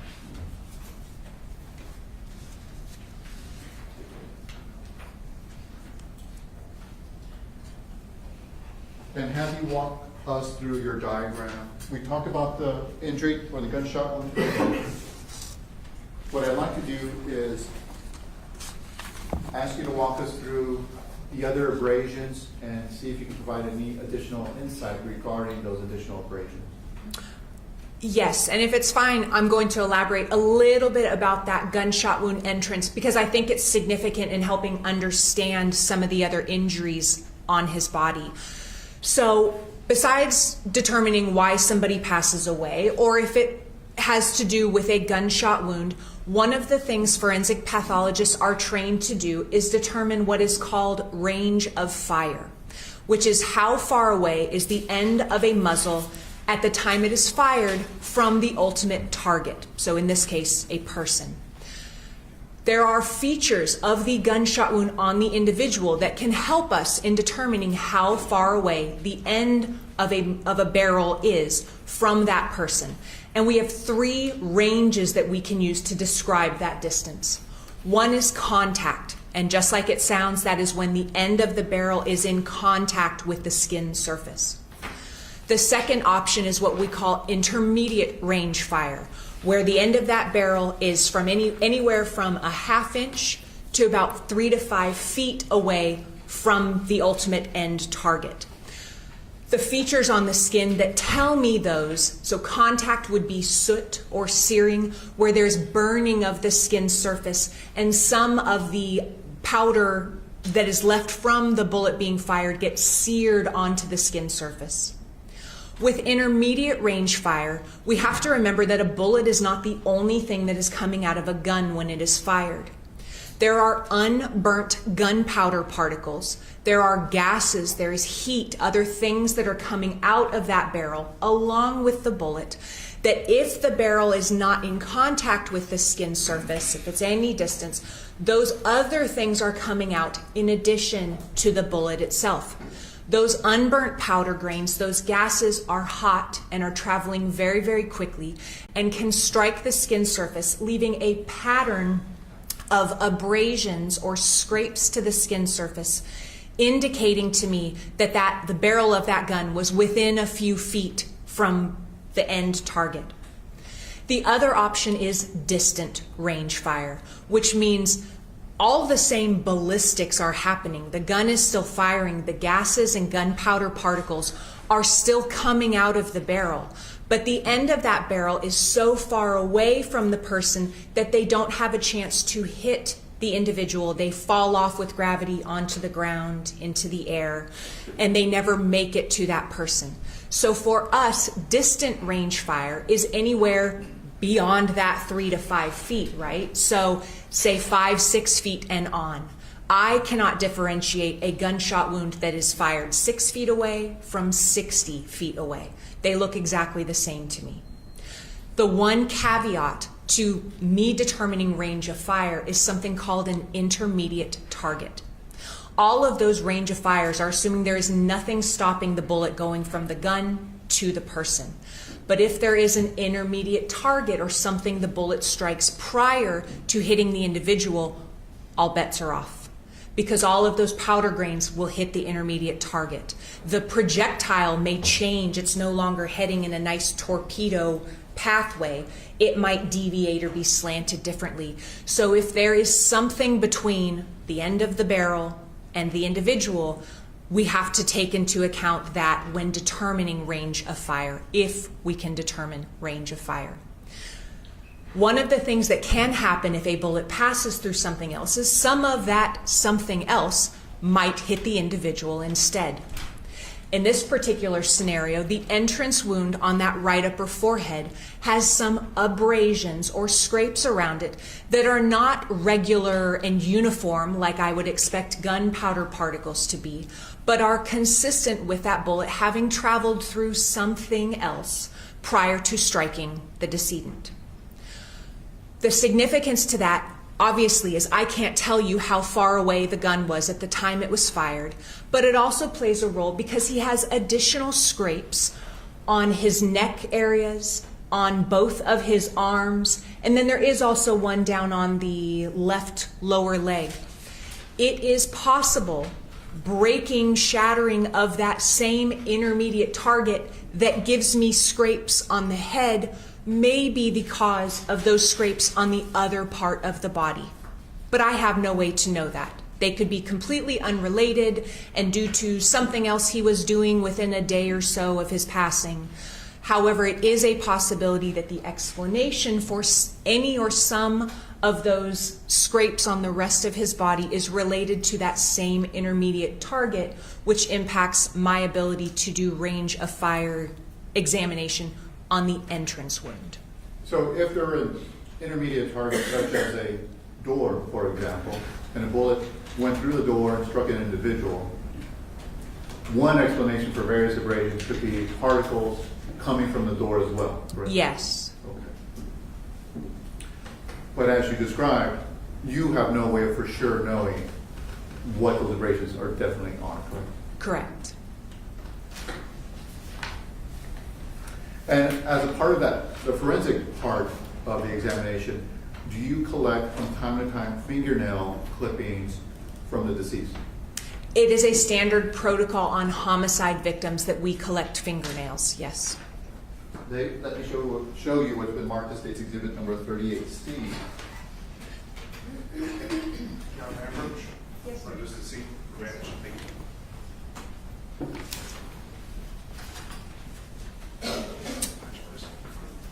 And within State's Exhibit number 38C, I'm going to pull out a smaller package. Can you tell me if you recognize the item in the smaller package? The smaller package again has the case number and is labeled fingernail clippings. Does it have any additional markings that you recognize? It has also been sealed and my initials are on it. Did you package these nail clippings? I did. And did these nail clippings come from Martel? Yes. And these nail clippings, as part of the protocol for the examination, where do they go? To the investigating law enforcement agency. And from a forensic standpoint, can you tell us why nail clippings are collected from the deceased? The purpose of why fingernail clippings might be collected or tested is to determine if there is foreign DNA, somebody else's DNA, under those fingernails. After you conducted the autopsy, reviewed the injuries and the gunshot wound, do you have an opinion as to the manner of death and the cause of death? Yes, on the case of Martel Ruin, case number 2021-0337, the cause of death is a gunshot wound of the head. The manner of death is homicide.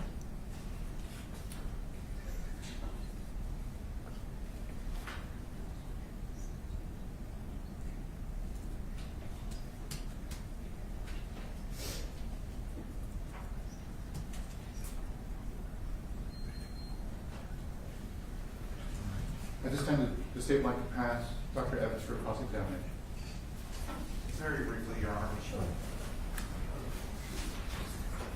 Dr. Evans, how are you doing this morning still?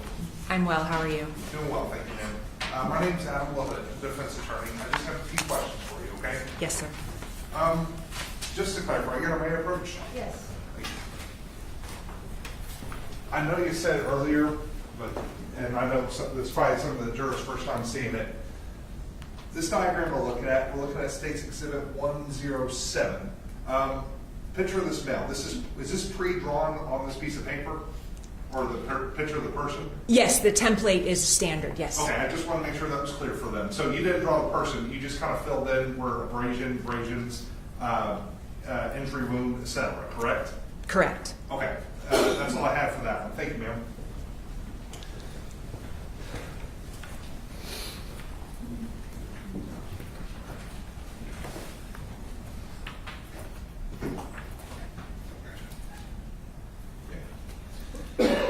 I believe one of the last things that Mr. Ramos and you were talking about was you collected a bag or a small portion of fingernails, correct? Yes. All right, and those were obviously taken from the hands. Yes. I said those are preserved later, possibly for DNA evidence or testing down the road. That is the purpose of my collecting them, yes. Okay. If you know, if a person washes their hands, soap, water, whatever it is that destructive towards DNA or preserved? It would rinse it away. It would rinse it away. Okay.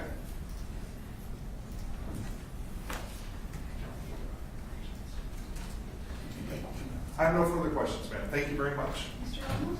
May she be excused? Yes, may she be excused? Yes, Your Honor. I don't anticipate a need for recall. Dr. Evans, thank you very much for your time.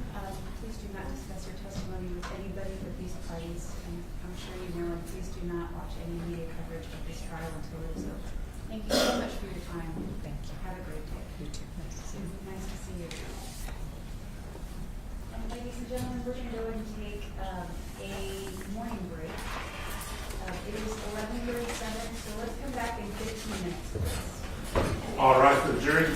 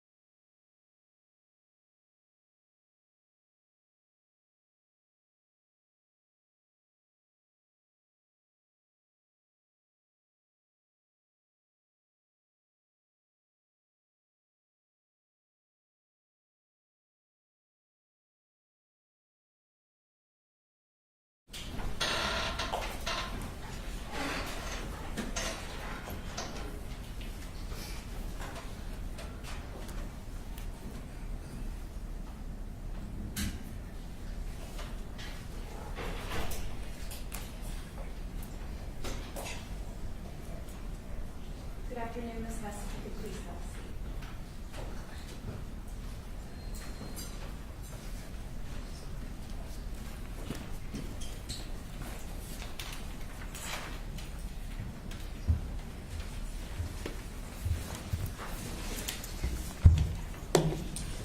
Please raise your right hand and state your full name. Yes, Mary Christina Hess. Do you swear or affirm that the testimony you're about to give will be the truth, the whole truth, and nothing but the truth? Yes. Okay, thank you. You may move that microphone however you need to for your comfort. And Ms. Jones, please go ahead. Good afternoon, Ms. Hess. How are you doing today? I'm doing well. Can you please tell us what your occupation is? Yes. I'm a forensic scientist at the Bexar County Criminal Investigation Laboratory. And what does a forensic scientist do? I analyze evidence that's submitted to the laboratory and produce reports based on my analysis and my findings. And you said, where were you employed again? The Bexar County Criminal Investigation Laboratory? And is that an accredited lab? Yes. What is that accreditation? The accreditation is through an organization called ANAB, or the ANSI National Accreditation Board. And what is that accreditation for?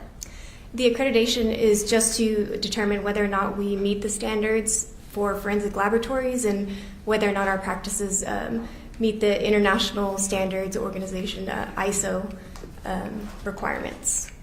And how often does the accreditation happen? We have surveillance visits once a year and a full assessment where they will come and, stay a week every 5 years. And how long have you been employed at the Bexar County Crime Lab? I've been employed since October 1st, 2013. And what were your first duties there in 2013? I got hired as a drug analyst to test unknown substances to determine whether or not a controlled substance was present. And then in March of 2021, I was released for casework to do primer gunshot residue analysis.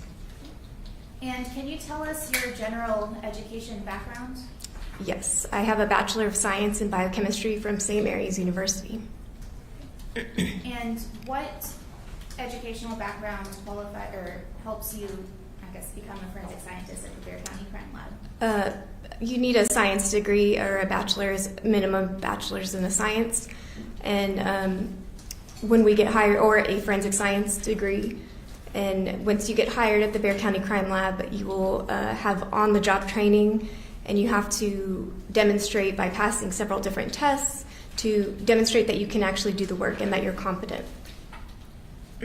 Can you help me understand a little bit more about your on-the-job training? Sure. It's basically you would have to read all the standard operating procedures and make sure that you're aware with how the lab operates. Then once you've done all that, you can shadow an analyst that's already released for independent casework and basically watch how they process their cases, and would do that for a certain amount of time. And I believe you have to pass a written test based on theoretical knowledge of what the procedures are before you can start doing hands-on training. And was any of the specialized training that you completed done with regards to gunshot residue testing? Yes, so I went through that whole process that I just described for the drug analysis portion and also for the primer gunshot residue analysis. And can you tell me what is gunshot residue? Sure. I have a demonstrative aid if I can use that. Yes. Okay. So this is a model of your typical round of ammunition. And what happens when the trigger is pulled on a weapon is that it releases something called the firing pin. And so this firing pin will strike the back of this area, this gray area, which is known as the primer cap. This primer cap contains a chemical mixture of shock-sensitive chemicals. So once the firing pin strikes the primer cap, that creates an explosion with these shock-sensitive chemicals that then filters into the cartridge case right here, which contains gunpowder. That explosion causes the gunpowder to ignite, and then through that whole process, the gases are building up and causing expansion and pressure to build up. And once that pressure builds up is actually what releases the bullet or projectile down the barrel of a weapon. So when that explosion is happening and the gases are formed, all of these gunshot residues, the chemicals found in this shock-sensitive chemical mixture, comprised of lead, barium, and antimony, that's what I'm actually looking for when I'm looking for primer gunshot residue. Those particles are condensed or evaporated and then cooled, and they form particles and they're ejected through any openings in the weapon or breaches. So the muzzle, any openings, and they deposit on the surrounding areas, on people's hands, clothing, objects nearby, and anywhere. It can disperse anywhere. So basically, an officer or an agency can, try and collect these particles using a specialized kit. And that's what's submitted to me, and I will process and run tests on. And how close do you have to be for this gunshot residue to appear on yourself? How it disperses is based on several different variables. There's really no set pattern that you can say, like, it will always disperse this way. A good analogy to think of is gymnasts that take chalk in their hands and they clap their hands together, and you can see all the little particles of chalk falling everywhere. It's not going to be the same each time. It just depends. The way that gunshot residue will deposit depends on the type of weapon. Is it outdoors? Is there wind happening? There's a bunch of different variables that affect how it deposits. And so just because a gun is fired doesn't mean that you're going to have, if you're in proximity to it, doesn't mean you're going to have gunshot residue on you. It's likely that you would, but it's not always the case. What circumstances may make it not always the case? It just depends, because the stubs or the sampling devices that are in a gunshot residue collection kit are generally taken from somebody's hands. So maybe where they were shot, or if there was something blocking, like another person or something blocking, maybe that would prohibit the gunshot residue from depositing, whether they were wearing long sleeves or they had their hands in their pockets. So you said, if they were in another room or something. Right. Okay. In this case, what do you do for this case? In this case, is it okay if I refer to my notes? Let me go ahead and bring one up to you, Your Honor. May I approach? Yes. Handing you what's been marked as State's Exhibit 122. Do you recognize this? Yes. And how do you recognize it?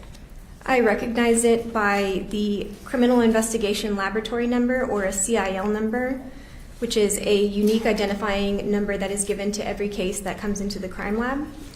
I also recognize it by my signature on the second page. Okay. So please use it to refresh your memory. Just don't read directly from it. Okay.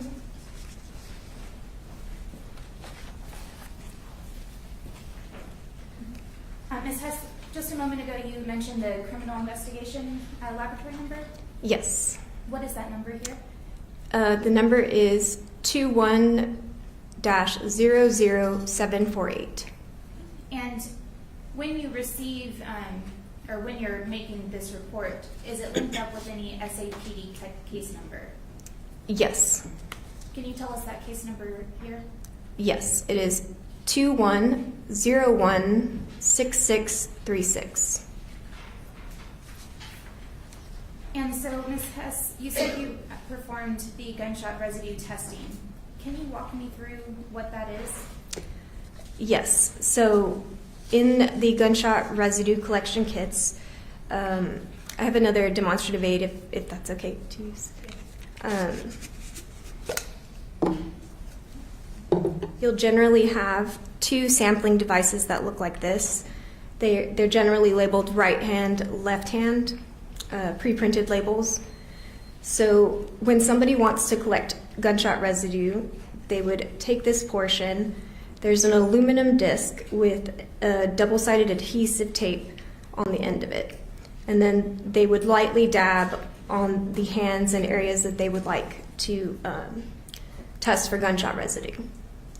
So after that's performed, they would seal up the kit contents and then submit it to the laboratory for testing.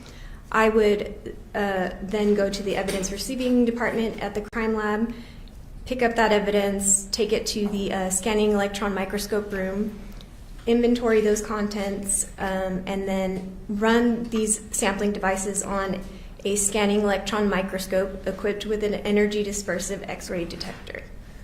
So that is just a very high-powered microscope that helps us visualize these very, very tiny microscopic particles that you can't see with your naked eye. And the microscopic particles you're talking about, what are those?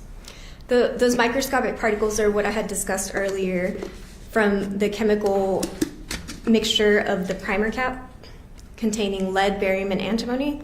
So I'm looking for these particles that can condense, evaporate, and then condense and form the particles containing those three elements or two of those elements, and then are deposited on surrounding areas, collected by the sampling device, and then I would run it on my SEM, which is the scanning electron microscope.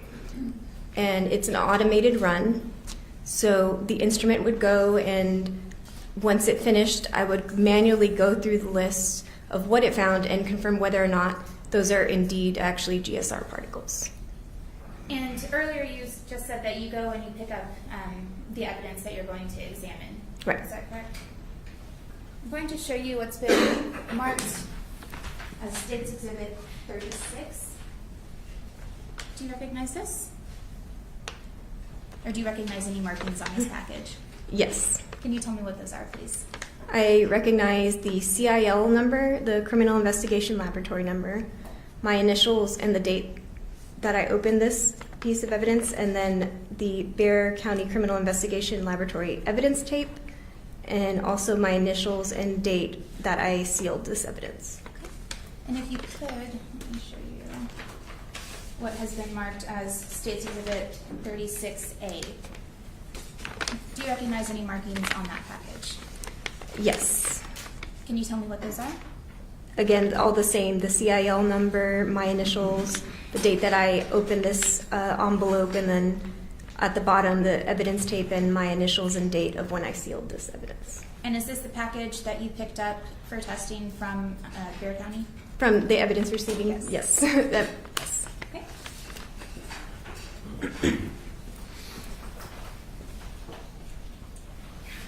And just to confirm, the CIL number that you see on both 36 and 36A, is that the same CIL number that we discussed for this case? Yes. I might add there is a -3 at the end, and that is something that's added because at the laboratory sometimes we can have multiple submissions for the same CIL number. If they go to different sections, or more evidence is collected, and they want further testing. And 36A, can you tell us what that is? The CIL number on 36A is 21-00748, and then it has a -3 to indicate that it was the third submission. And what is that a package of? This is a gunshot residue collection kit. And is that what you performed your analysis on? Yes. And you've already walked us through the analysis procedure. So let's talk about your results. Can you tell me who this kit belonged to? Martel de Ruin. And what were the results of your analysis? The results of my analysis were that I did not find any gunshot residue particles on those sampling devices. And then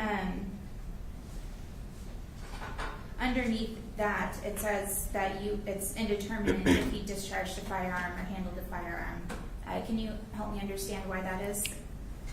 Is it okay that if I read the statement? If you can refresh your memory from it. Okay.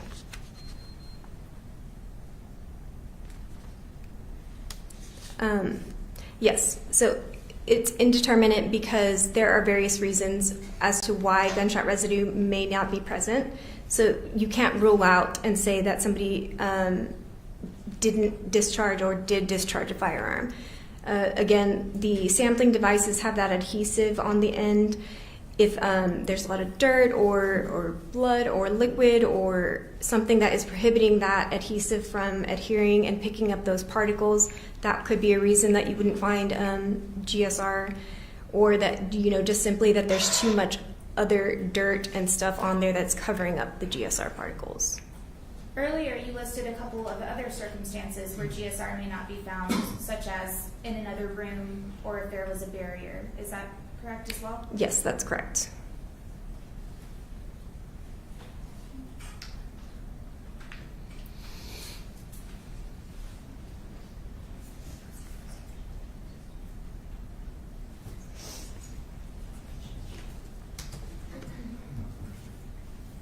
Pass the witness, Your Honor. Yes. Ms. Hess, how are you this afternoon? I'm doing well. My name's Adam Lovett. I just have a few questions for you, okay? Okay. I think the jury understands what GSR, gunshot residue, is exactly. But fair assessment say it's released as a byproduct of a bullet being fired? Or as a result of a bullet being fired? It's released as a result, I would say, of the firing pin hitting the primer cap, because that's what initiates the explosion in the primer cap area. An explosion in the cartridge accelerates at expanding gas, very fast speed, projectile goes out, and essentially that's what fires around. Is that correct? Yes. Okay.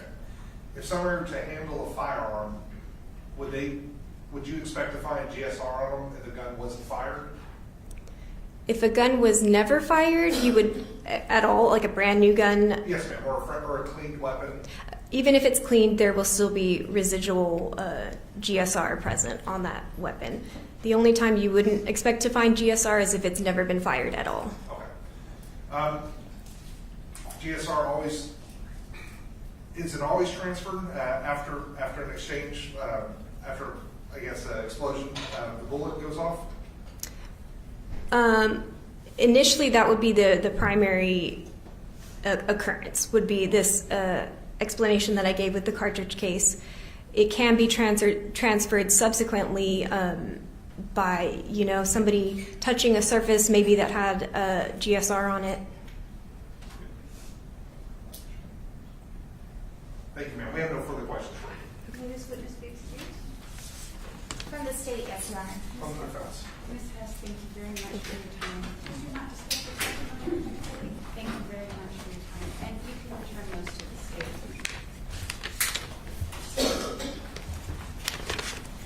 Will you go ahead and start your next witness? State. Yes, Your Honor. And then we'll break for lunch. We'll give you a call your next witness. Thank you very much, Ms. Hess. The state calls forensic scientist Melissa Baldwin.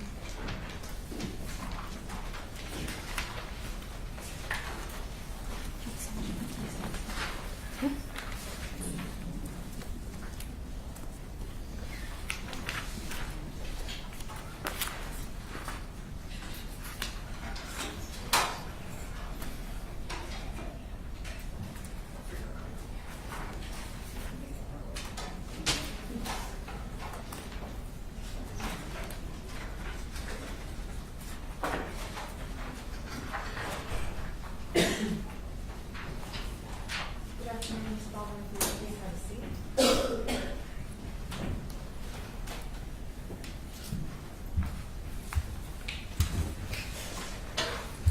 Would you please raise your right hand and state your full name?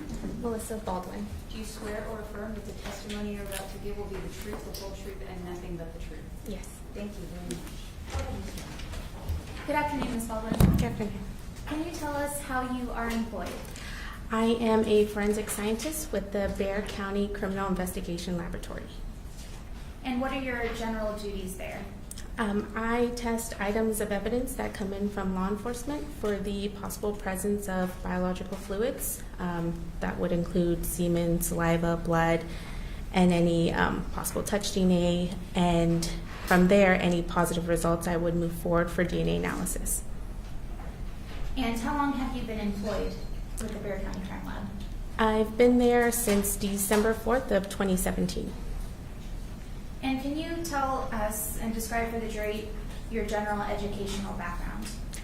I graduated from the University of Houston with a bachelor's degree in science in 2014 and a master's degree in forensic chemistry from Southeast Missouri State University in 2017.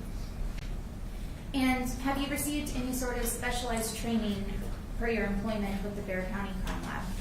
Yes, when I started at the laboratory, I received about 4 to 5 months of training in forensic serology, and then I was released for independent casework. About 2 years later, I started DNA training. That was about 12 months, and then I was released for independent DNA casework. And for your training with serology, can you walk us through that? I had a training such as I watched other superior analysts run through their casework. I had to pass a competency exam. I did supervised casework under those analysts, other analysts, and then it all culminated in passing also an oral exam. And you said you also did some training for DNA testing. Yes. Can you describe that for me as well?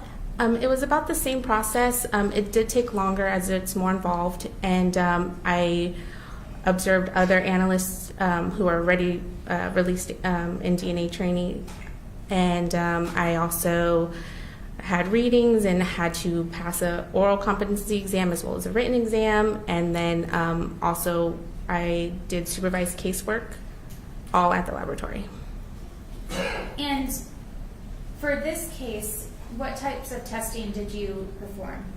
I performed both serological and DNA analysis. And can you tell me the CIL case number that you performed it under?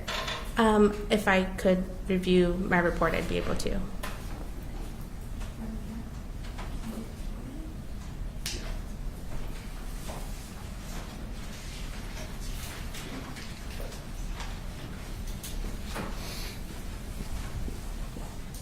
Ms. Holden, I'm showing you what's been pre-marked as States Exhibit 123 and 124. Do you recognize these?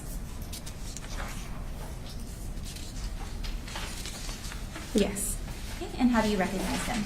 These are, one is a forensic serology report and one is a forensic DNA report that I issued from the laboratory. Okay, so please feel free to refresh your memory, just don't read directly from it. Okay.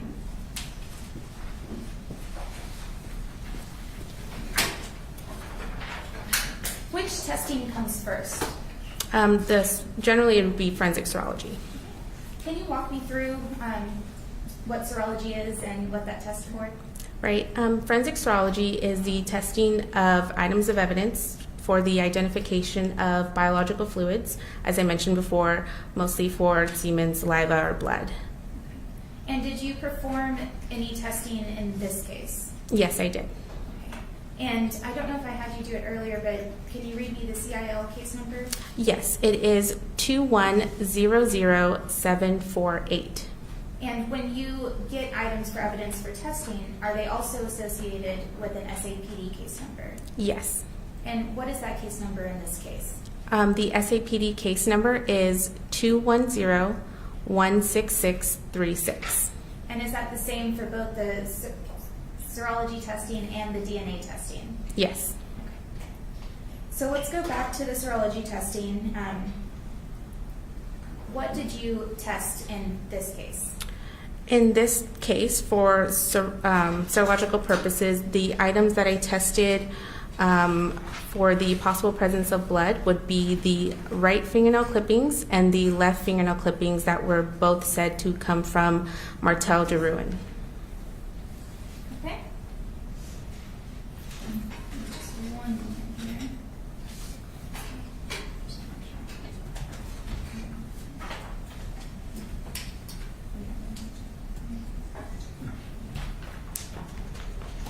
Ms. Baldwin, I'm going to show you what's been marked as State's Exhibits 38B and 38A.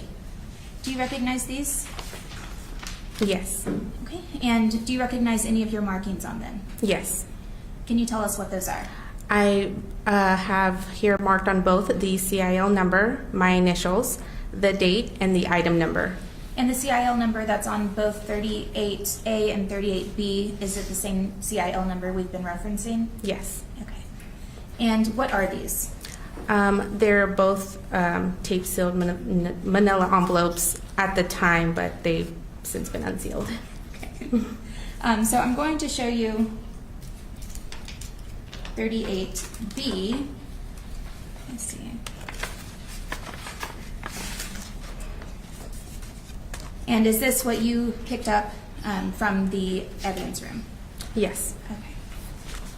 And 38A also, is that what you picked up from the evidence room? Yes. Okay. And are these the items that you performed the testing on? Yes.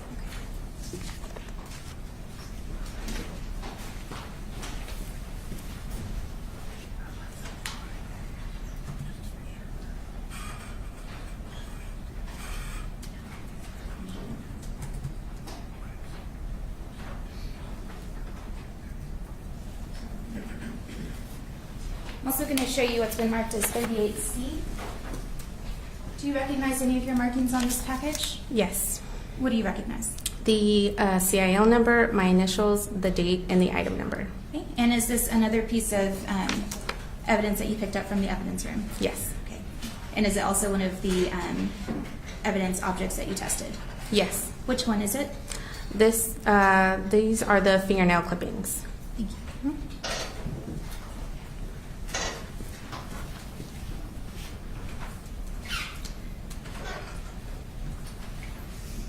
So I'd like to talk about specifically, we can go through each item one by one if that's okay. So on your report, item 2-1, which correlates with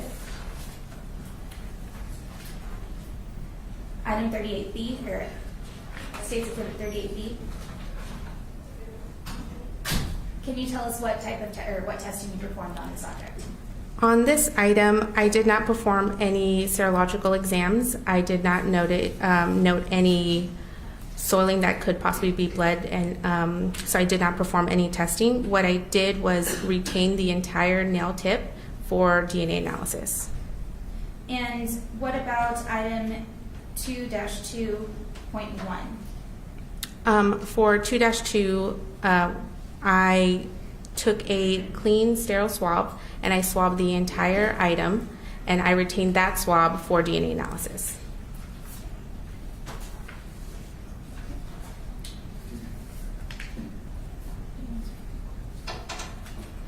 And what item did you perform testing on? For serology purposes, I performed testing on item 2-3-1 and 2-3-2, which were the fingernail clippings. And can you walk me through your results for those items? For those two items, I had a presumptive negative result for the possible presence of blood. And what does that mean? That means that either there was no blood present or there was such a minute amount that the testing did not pick it up, basically. So then there's no blood under Martel's fingernails? Presumptively. Right. I can't say for certain. Okay. And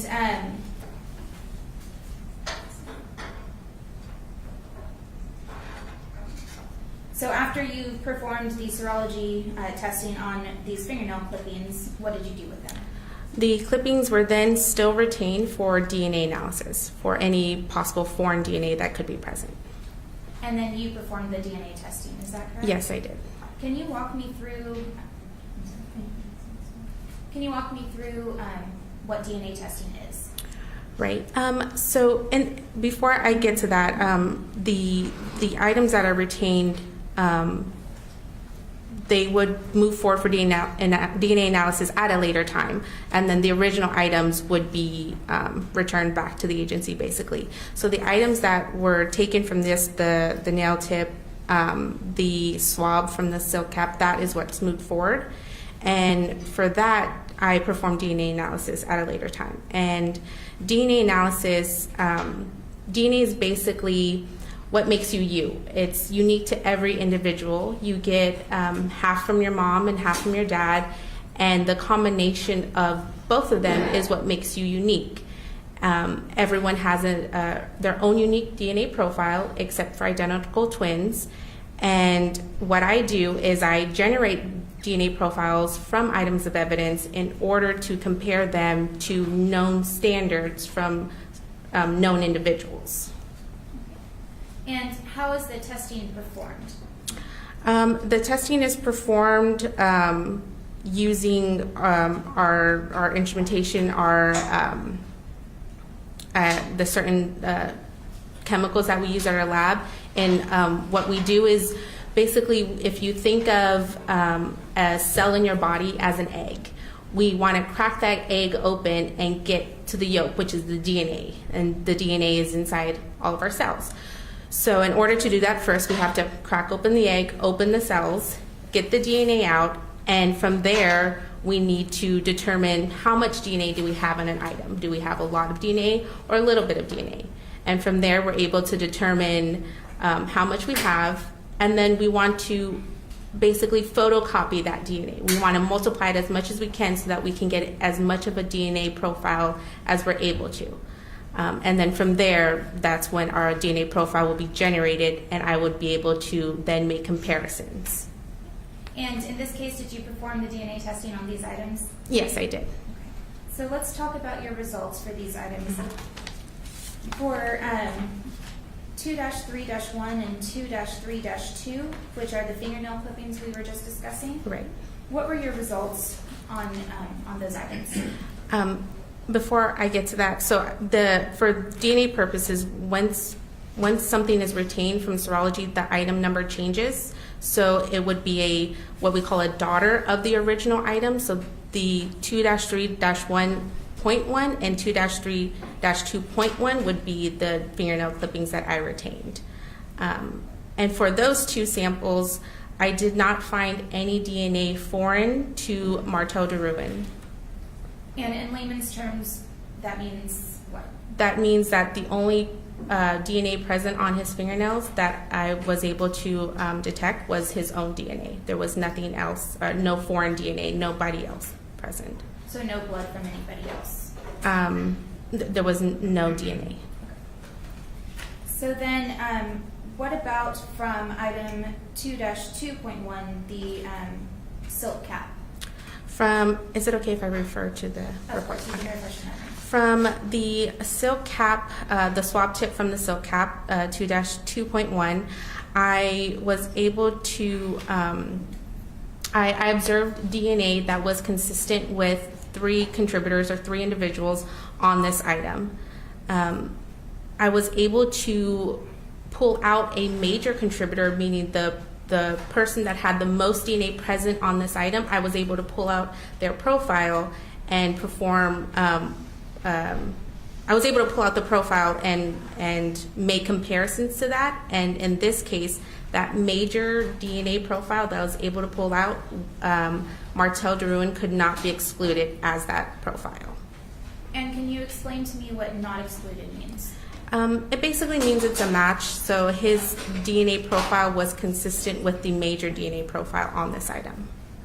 And is there, were you able to find any other DNA on that item? Yes, I mentioned there was 3 contributors. The other 2 contributors, I was not able to pull out a single profile, but I would be able to make comparisons to them if I had additional known standards to make comparisons.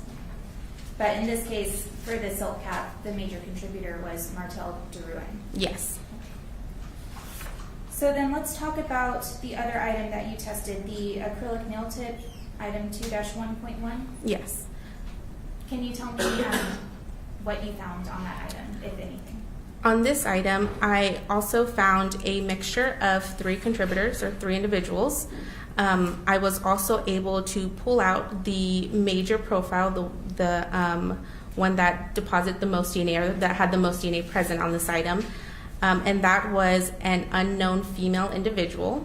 There was also 2 minor contributors or 2 people that were on this item that I was not able to fully pull out a single profile, but I was able to make comparisons to the known standard of Martel DeRuin. And in this case, the results that I obtained were that he was not. The results that I obtained are a little different from the ones from before. These are, the statement would be that the genetic typing results or the results from this item are 7.5 quintillion times more likely if they originated from Martel DeRuin and 2 unknown unrelated individuals than if they originated from 3 unknown unrelated individuals.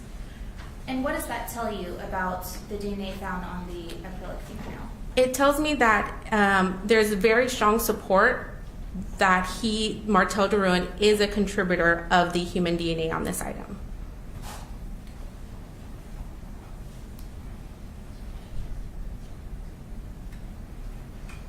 I'll pass the witness, Your Honor. Mr. Woodward, I'm going to take a lunch break. Your Honor, will be done in 30 seconds. 1 minute, you can hold me to it.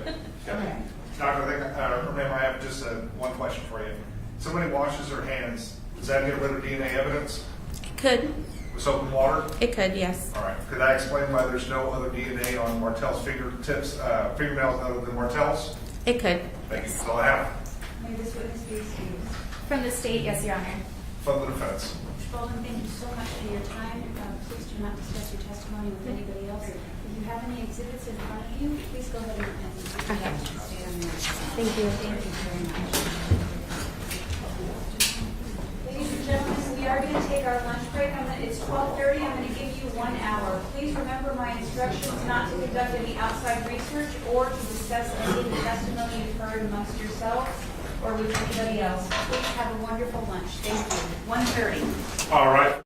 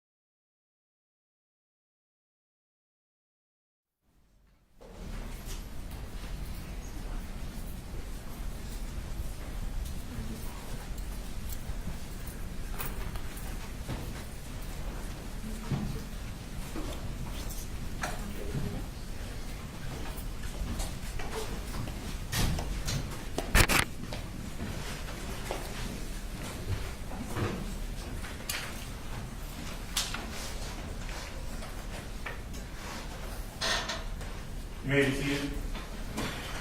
Welcome back, ladies and gentlemen, and state your next witness. State calls Holly Warden.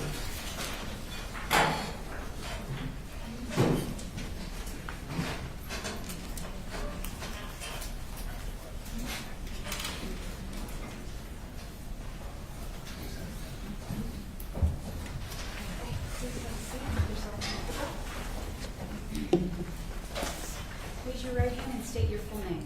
Holly Worden. Do you swear or affirm that the testimony you're about to give will be the truth, the whole truth, and nothing but the truth? I do. Thank you very much. State. Ms. Warden, can you spell your first and last name? Yes, HOLLIWORDEN. And for the benefit of the record, can you tell us what you do for a living? Yes, I am a forensic scientist that specializes in firearm and tool mark identification. And for the record, can you provide to the jury your education and background? Yes, I have a Bachelor of Science in Forensic Science, a Master of Science in Forensic Sciences, and over 2 years of specialized training in firearm and tool mark identification. And what is your current assignment? Currently, I am a forensic scientist with the Bexar County Criminal Investigation Laboratory, or the Bexar County Crime Lab. Is there a particular field within the crime lab that you focus on? Yes, that would be firearm and tool mark identification. Within that assignment, can you describe to the jury what you do on a daily basis regarding submissions received from law enforcement? Yes, I receive requests to examine evidence, and that typically would include firearms that are collected. I examine firearms, I function test them, determine if they're operable or not. I also look at ammunition and ammunition components, such as fired bullets and fired cartridge cases that are collected and submitted. And evaluating those, I will try to evaluate and determine if the fired bullets or fired cartridge cases came from a particular firearm, or if there's no firearm, determine what I can about the type of firearm that may have fired them. When you receive a bullet that has been used or spent, what is the correct terminology for that? For that would be a fired bullet. And when you receive a fired bullet, what sorts of testing generally do you undergo to make assessments regarding the fired bullet? So if I evaluate a fired bullet, I would try to determine the caliber of the bullet. I have a demonstrative aid here. So the bullet is the portion, the projectile that a firearm would fire. So I evaluate that, determine the caliber or the size or type of firearm that it came from. I look at the features of it. I take measurements of the tool marks that are left on that. And using that information, I determine things like the caliber or a list of possible firearms that may have fired it. And you used the phrase tool mark. Can you describe to the jury what a tool mark is and how you use it within the context of a firearm or a spent bullet?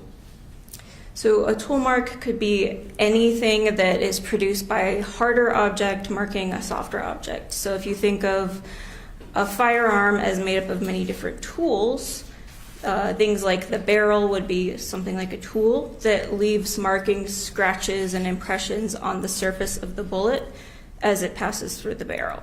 And so looking at those markings will represent things like the style and type of rifling that was cut into that barrel of that firearm.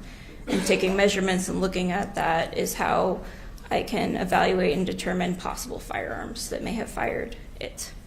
And you use the term rifling. Can you describe to the jury what rifling means within your vocation? Yes. So rifling refers to the manufacturing process of a firearm's barrel. There are helical or spiral type grooves that are cut into the barrel.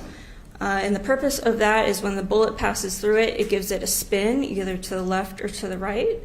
And that spin keeps the bullet stable in flight. It'd be similar to if you thought about a football being thrown. The football spirals in the air and it's stable and can travel further than if it tumbles. And so that rifling is engaging with the bullet and causing it to be stable in the air. So within a gun barrel, the rifling or the markings within the gun barrel are unique per gun, correct? Yes, so each firearm barrel is going to produce its own tool marks. Could it be similar to, or analogy to maybe a signature? Yes. Okay. So from my end, from a layman's perspective, every barrel has, in my terminology, its own signature as the bullet passes through. Yes. From time to time, are you able to get data or information from the fired bullet and get data from that and compare it to a weapon? Yes, if I receive a firearm, I would test fire that firearm with ammunition that I produced. And that ammunition would be like my known standards. So I know that they were fired in that firearm because I fired it. And then typically I would take those known standards and perform microscopic comparison of those with any submitted fired bullets. And doing a comparison process, I'm looking at the signature tool marks, and I'm determining if they could have been fired from the same firearm or that particular firearm that I looked at. So every barrel has its, for lack of a better word, its own signature in the spiraling as it goes down, and you can take that bullet, spent bullet, and compare it to that actual gun. Yes. From time to time, do you receive fired bullets where you, where the information is not as helpful as you just described? Yes. Can you tell us about that? So in an instance, if I don't receive a firearm, I don't necessarily have anything to compare it to. If I had more than one bullet, I could compare those to each other. But if I'm not submitted additional things to look at, I'm limited to what information I can produce on a report. So if you received one fired bullet, and that's pretty much it, what sorts of information do you try to look for? I will try to determine the caliber, or again, the size that a firearm that it would be able to be fired through, and also the class or the general characteristics on that bullet could tell me possible types of firearms that may have fired it. Did you receive a request for an examination of a bullet under SAPD case number 21-01-6636? I did, yes.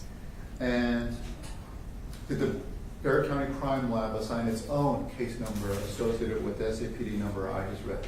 Yes, they did. What number is that? So the CIL number is 21-00748.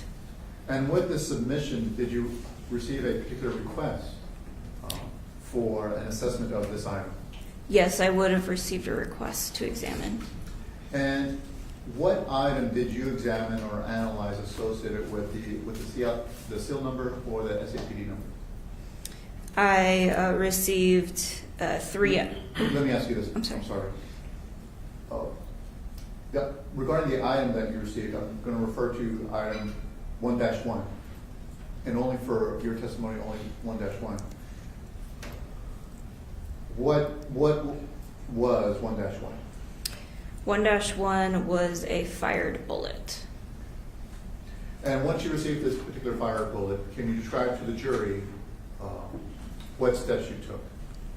So once I opened up that packaging and examined it, I would have taken measurements such as the diameter of the bullet to determine the caliber, the weight of the bullet to help with that determination, and then additional measurements of the widths of the grooves on the bullet that would be from rifling from a firearms barrel.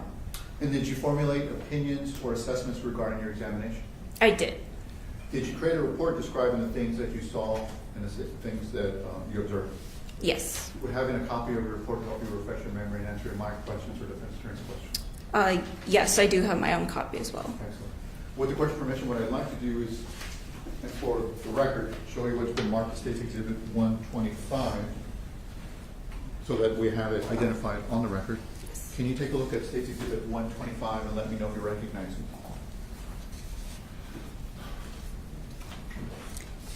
Yes, I do. And for the record, can you tell us what it is? State's Exhibit 125 is a copy of the report that I generated for this case. Now, regarding the fire bullet that you received, can you describe to us what you do with the packaging once you receive it? Once I pick up the evidence and place it in my custody, before opening the evidence, I write the CIL number, the case number, the item number for that evidence, my initials, and the date that I opened the package. And once you're done with that particular item, in this case, the bullet, how do you seal it up and what do you do to notate that it's been sealed? Once I'm done with the examination, then I take evidence tape, seal that, put my initials and date on it of the seal. Let me show you what's been marked as State's Exhibit 39C. Can you take a look at State's Exhibit 39C and let me know if you recognize any markings? Yes, I recognize, as I mentioned, the CIL number, my item number, initials, and the date that I opened this package. And did you examine or test the item that's in this? Yes, I did. And for the record, what is inside? So it's listed as item 1-1, so it should be the fired bullet that I examined. And after examining the fired bullet, can you tell us what information, if any, could you obtain from the data? So I could determine that the bullet was fired from a 9mm caliber firearm that had a particular style of rifling, a conventional style rifling with 6 lands and grooves and a right twist. And there are numerous firearms that are in that caliber and have that same characteristic rifling of the 6 lands and grooves, right twist. So it's a very long list. And without a firearm or without a gun to compare it to, you cannot make any comparisons. That's correct.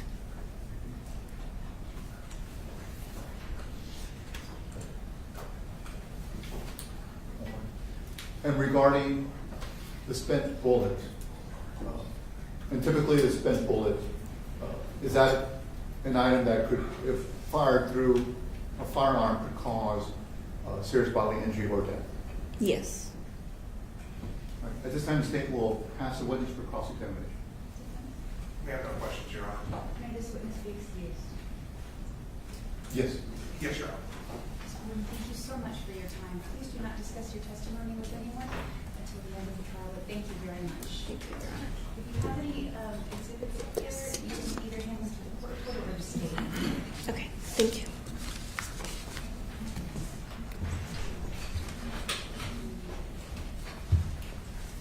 At this time, the state will rest.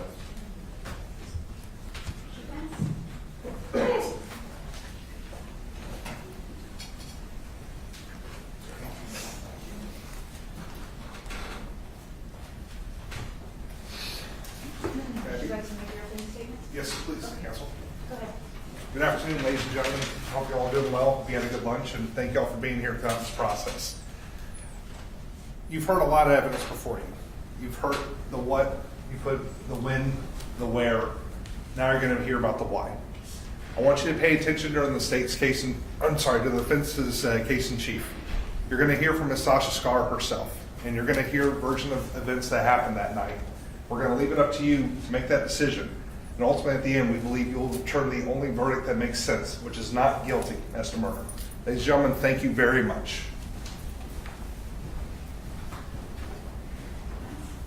The defense calls Ms. Sasha Skare to the stand.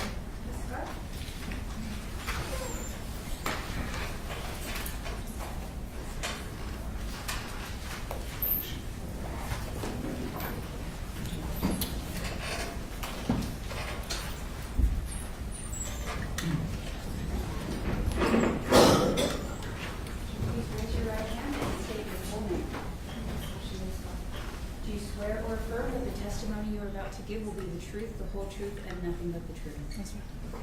Ms. Skare, I know you've been here, but I'm going to remind you, we have a court reporter here. If you would just please keep your voice up so that she can hear you, and you can use the microphone.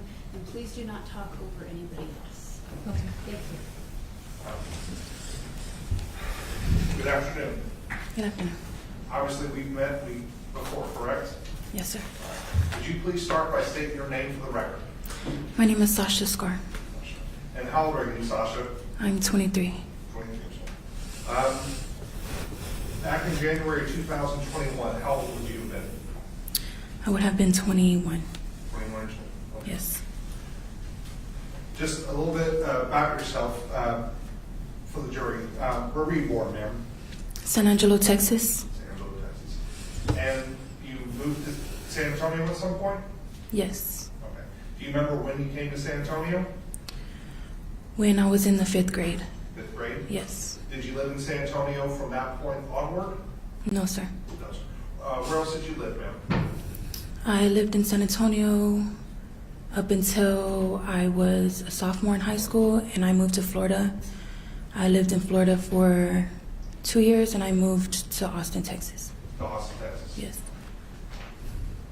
In January 2021, were you living in Austin? Yes, sir.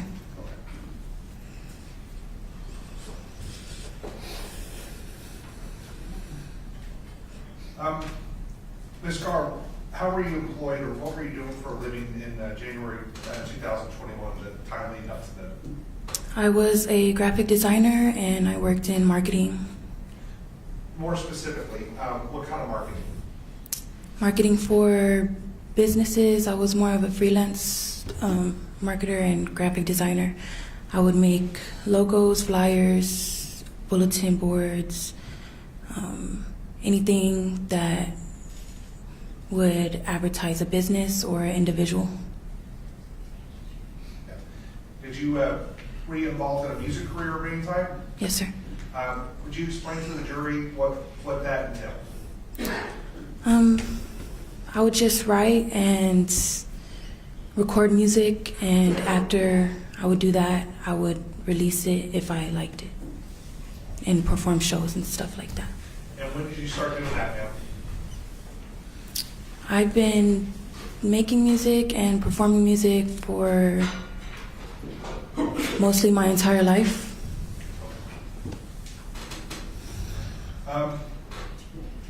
How did you come to meet Martell? One day, he had messaged me on Instagram and requested if I could be in one of his music videos. Do you remember approximately when that was? I don't remember exactly when it was. Okay. How many years before January 2021 did you know Martell? How long did you know him? I would say we met in 2017, 2016. And how old would you have been back then? 17. 17. Do you remember how old Martell was, or how old did he say he was? He said he was 24 at the time, 24, 25. He said he was pretty young.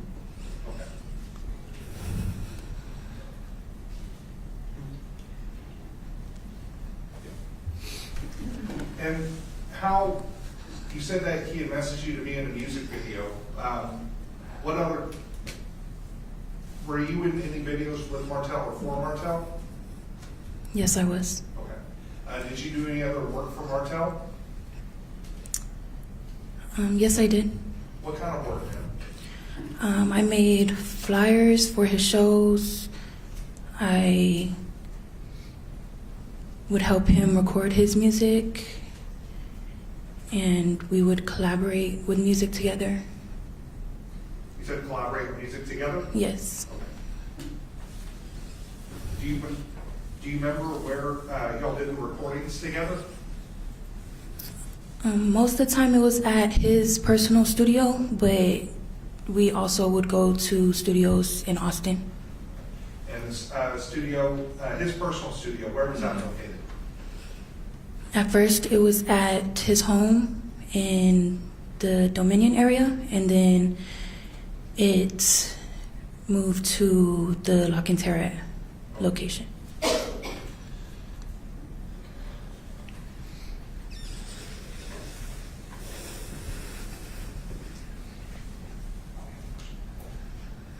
At some point, did yours and Martell's relationship move on from business and become more intimate? We started becoming really close friends after about 2 years. We became close. We would start hanging out a lot. We would start going out together, going out to eat and stuff like that. Did you and Martell ever have a dating or any kind of sexual relationship with each other? Yes, we did. Okay. No, it's not the most fun to put out personal life, but you know, we just want you to be honest to everyone. When did y'all become more than friends? I would say it was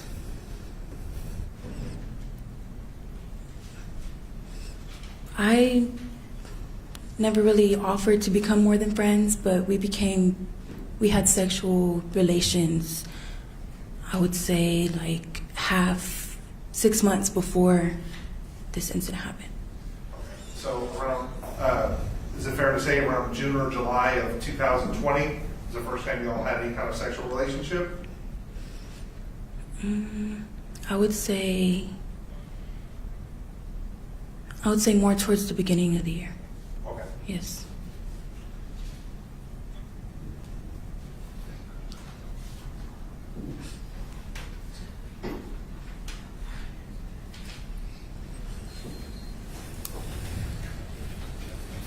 Did you ever stay the night at Martell's place?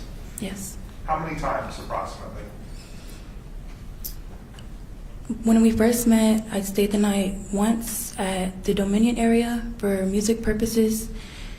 And then after about 2 years, I would stay the night consistently in order to do music. And over time, I would stay the night pretty consistently. And was that when he was at the Dominion or at La Quintera or somewhere else? That was at the La Quintera. At the La Quintera, okay. Yes. So when you started staying, just so we're clear, when you started staying over there consistently, was he living at La Quintera? Yes, he was living at the towers of Okay. La Quintera. How frequently would you go over there? I would say a couple times a month. During this time, we're talking, I guess, late 2020 or so, where were you living full time? In Austin. And did you have a car? No, sir, I didn't. No. How did you get around? I would either request an Uber or a Lyft, or I would have others drive me around. All right. And how would you get to San Antonio? Usually Martell would come pick me up. He would come pick you up? Yes. Okay.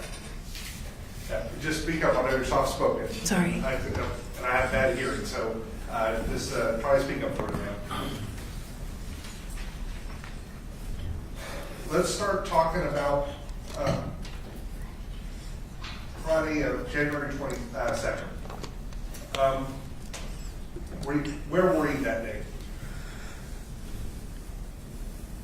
I was, in the morning, I was at my mom's house, and Martell picked me up, and we ended up going to San Antonio to his apartment. And just so we're clear, where's your mom's house located? In Austin. In Austin. All right. After Martell picked you up, where did you go? To his apartment. Okay. Do you remember approximately what time you arrived at the apartment? Approximately, we arrived around 12. Around 12? 12:01. Okay. How did it start out? What did y'all do when you arrived? Well, we were planning for some shows we had the next day, and we initially agreed to come together to work on an upcoming show that we plan to have at a different date. So with all that going on, we were just agreed to come together to work on all of it together. Okay. So you said, if I understood you correctly, you said that you were working on a show that you had the following day, and then a few shows that were going to be later on? Yes. Okay. Did y'all have dinner that day, or lunch, or anything? I made dinner, yes. Do you remember what you made? I remember making fish fillet. Okay. Just something that was in the freezer or refrigerator? Yes. Okay. Just one second, John.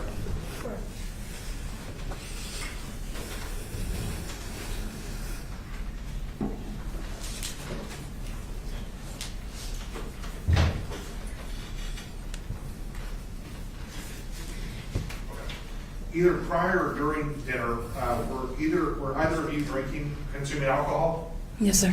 What were you drinking, if you remember? We were drinking Hennessy. Hennessy, that's cognac, I believe? Yes, sir. Okay. And were both of you drinking? Yes. All right. Were either of y'all consuming narcotics or marijuana? Not narcotics, marijuana, yes. How were y'all smoking? Yes. Okay. You got a right approach? Yes. Thank you. Now, I'm going to show you what's been previously marked as State's Exhibits 45, 44, and 43. Start with number 43. Kind of dark there. What can you see something in the picture here? Yes. All right. And what do you, what stands out to you, ma'am? The carpet and the couch and the chairs and the water bottle on the floor. Okay. And what's next to the water bottle? A glass. Okay. I'm going to show you what's been marked as State's Exhibit number 44. I believe that's a closer up view of it. Yes. And what's in that glass, if you know? It's the Hennessy we were Yeah. drinking. And lastly, State's Exhibit number 45. Is that the same glass? Yes. And does it also contain Hennessy? Yes. Thank you. If you remember, thank you, ma'am.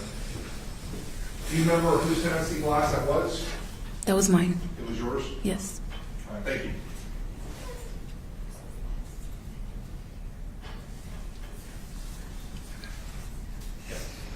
And Your Honor, approach again? Yes. Thank you, ma'am. I'm going to go through some more photos that were also from the apartment. I'm going to show you what's been marked as State's Exhibit number 47. Sorry. And ma'am, what are we looking at here? We were looking at some art equipment. Okay. Art easel? Yes. Or, I think that's the right term. Are you a painter? Yes. Was that your painting? Yes. Okay. We see a brown bag here. Whose bag is that? That's my bag. Okay. And I'm going to show you what's been marked as State's Exhibit 48. I believe it's a little bit closer up. Can you also see the brown bag there? Yes, sir. Do you see any shoes or slippers? Yes, I do. Whose were those? Those are my shoes. Okay. Were those the shoes that you wore over to the apartment that evening? Yes, sir. All right. And did you have them after you left the apartment or out of the apartment? No, sir. Okay.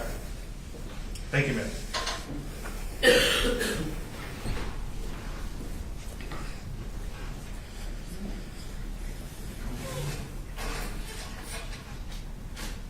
All right. So I believe you testified that you had made dinner. You said you had fish. Yes. Okay. Did you cook for both of you, you and Martel? Yes, sir. Okay. After y'all had eaten, what happened next? When we had eaten, that was when we decided to take a break from everything. And we ended up watching a show or movie. Do you remember approximately what time you were watching this movie? Around 7 or 8. 7 or 8 p.m.? Yes. All right. After the movie, what happened?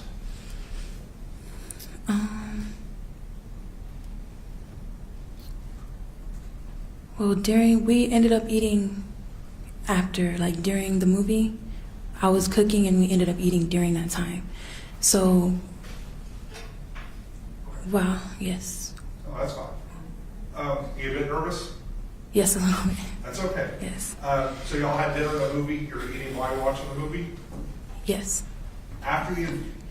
Were you still drinking during this time? Yes. Okay. After you finished eating, after you finished watching the movie, what happened next? I ended up getting a phone call from a photographer. Okay. Anything eventful with that phone call? No, it was just me and that photographer speaking about I'm sorry, say it again? recording one of my next music videos. Okay.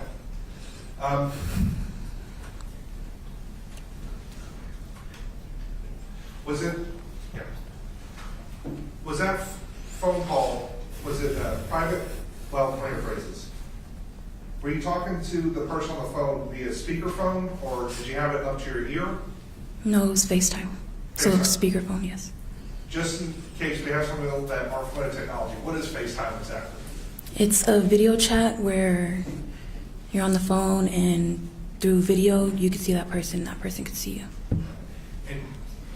And just so we're clear, it's a video, is the audio's on speakerphone? Yes. So if somebody sitting next to you, they could hear what's being said? Yes. Okay. Where was Martel during this phone call? He was on the couch. Okay. And where were you talking on the phone? I was in the kitchen talking on the phone. And the kitchen and the living room. How far apart were the kitchen and the living room? Sorry. They were pretty much in the same space. Were they separated by a wall? Yes, by a counter, a bar. A counter, but not a full wall? No. All right, thank you, ma'am. After the phone call, Sasha, what happened next? I had ended up going to lay down Where did you go to lay down? in the bedroom on the bed. Okay. Just so we're clear, this is in Martel's apartment? Yes, sir. And how many bedrooms are in this apartment? Just one. Just one. You said you went, after you lay down on the bed, what happened next? I was getting ready to go to sleep. I was scrolling on my phone, and Martel came into the room and turned the lights on.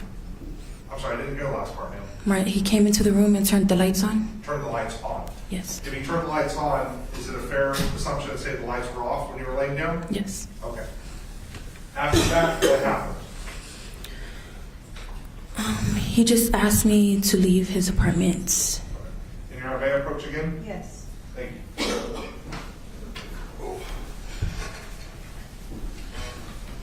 Ma'am, I'm going to show you what's been previously marked as State's Exhibit number 53 and 69. First off, I know you probably answered, but what are we looking at there? That is a bed that was in the bedroom. You said, is that Martel's bedroom? Yes. Okay. And number 69? That is a few of my things. Okay. Do we also see a bed there? Yes. All right. Just so we have an idea, I'm going to go back to State's Exhibit number 53. I know it gets kind of confusing, but if we're looking, you're facing the headboard. So this would be the left side and off to the right side. Which side where were you laying approximately? I was on to the left side. So facing over here, you would have been laying on this side over here? Yes. Okay, thank you, ma'am. You said that Martel came in and turned the lights on? Yes. What happened next? He asked me to leave, and I just asked him why. Okay.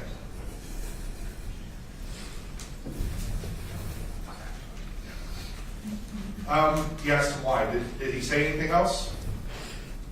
Not that I remember. I don't remember what he said. I know that we ended up getting into an argument. You had an argument? Yes. Okay.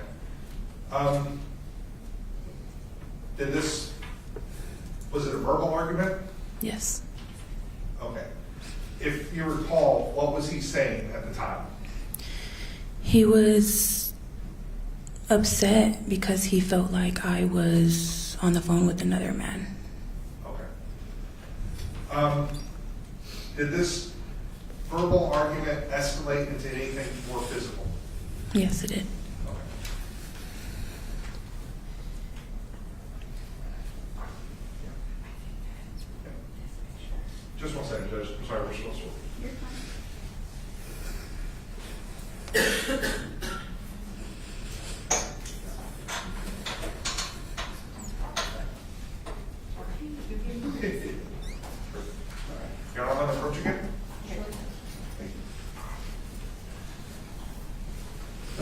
Where did this physical altercation start? It started when he came to the other side of the bed where I was at, and he tried grabbing my stuff, and I snatched my stuff from him, and that's pretty much when it started. And you were in the bedroom? Yes. All right. I'm going to show you some marked as State's Exhibit number 55. What are we looking at there? That is his bed. Do you see some sheets and comforter? I see only a comforter. Okay. Where is that at? In the bottom corner of the bed? Near the foot of the bed, is that correct? Yes, sir. Okay. Was the bed made up when you first started laying down? Yes, sir. How did the sheets arrive in this state? I have no idea. Were you involved in were y'all physically tussling with one another? Yes, sir. Okay. I'm going to show you what's been marked as State's Exhibit number 59. Can you tell the jury what we're looking at there? That is most likely one of my fingernails that had broken off. Okay. When you say fingernails, are they synthetic nails? Yes. All right. How did the fingernail get broken off? From me trying to probably pull him off of me. Okay. So is it your testimony that during the course of struggling that the fingernail was broken? Yes. I'm going to show you what's been marked as State's Exhibit number 60. Can you tell us what we're looking at here? That is the bed broken off of the frame. When you went to lay down, was the bed broken? No, sir. All right. How did the bed become broken?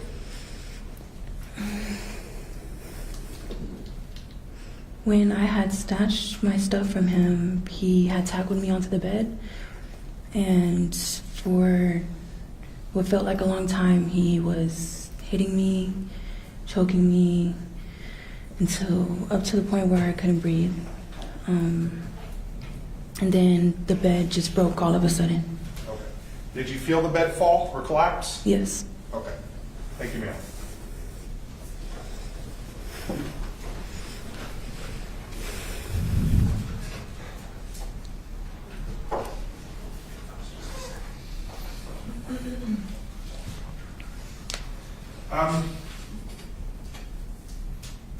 Did the argument end in the bedroom? The argument, as far as verbal, The verbal or physical altercation, ma'am? no, it did not end in the bedroom. What happened after you were out of the bedroom? Or, I'm sorry, I'm going to backtrack just a second.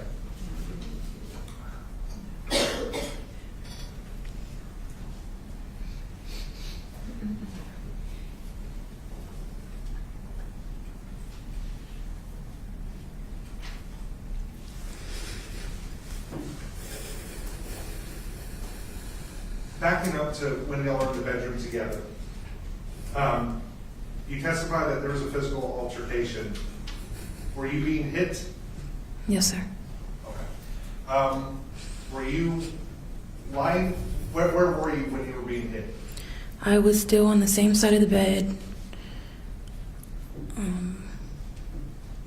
probably towards the middle of the bed, but on the same side. Okay.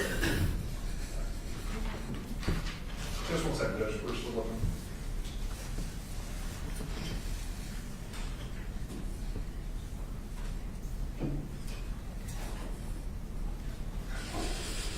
All right, I'm going to approach again. I'm going to show you again what's been marked as State's Exhibit number 54. I believe you testified that you were on an orientation of this picture up towards the top of the bed? In the middle. In the middle? Yes. Okay.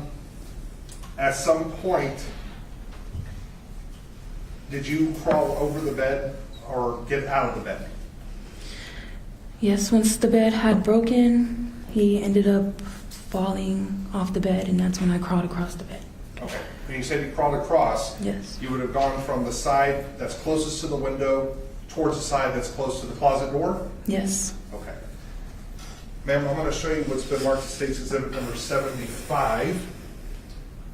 Do you recognize this photo? I recognize what's in it, yes. All right, and what's in it? It's a basket that was used as sort of like a drawer Okay. Where was this drawer located, this makeshift drawer? in one of his nightstands. All right. I'm going to show you what's been marked as State's Exhibit 67. If you know, is this the nightstand that it was placed into? No, sir. That is not the one? Okay, that's what we're asking.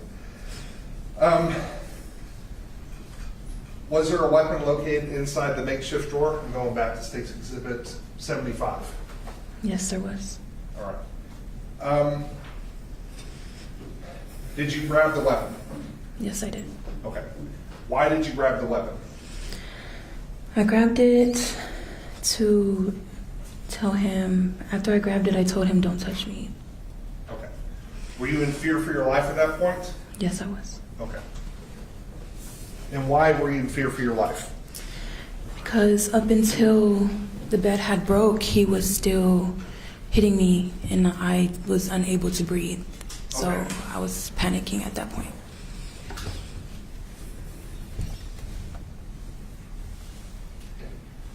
After you had grabbed the weapon, the gun, what happened next? I told him, don't touch me. I started backing up out of the bedroom. When I backed up out of the bedroom, he started following me. I started grabbing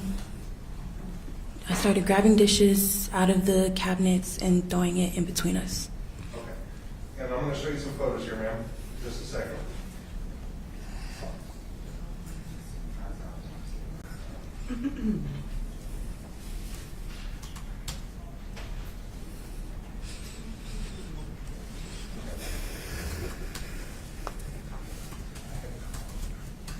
Just 1 second, Aaron. I'm sorry. It's fine.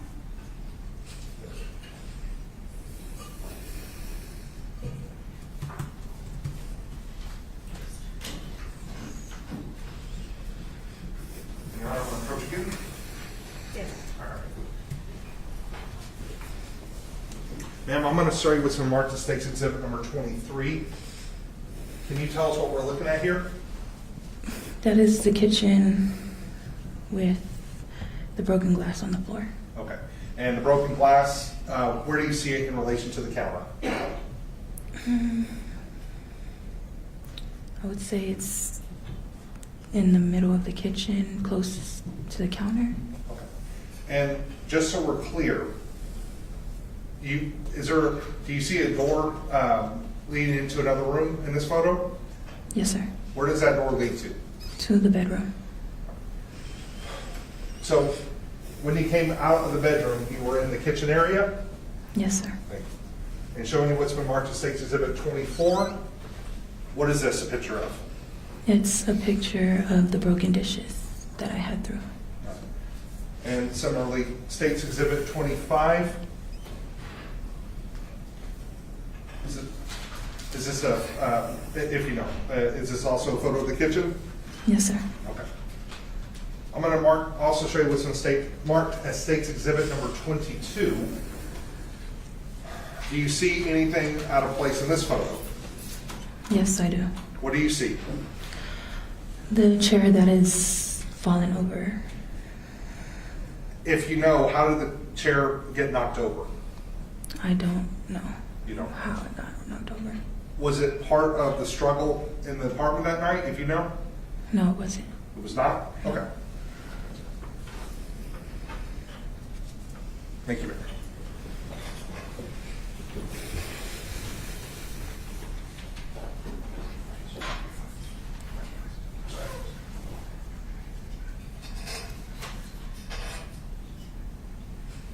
Okay. So we saw the broken dishes. Where were the dishes located? Before or after? Before they were broken on the ground. They were located in the cabinets. In cabinets? Yes.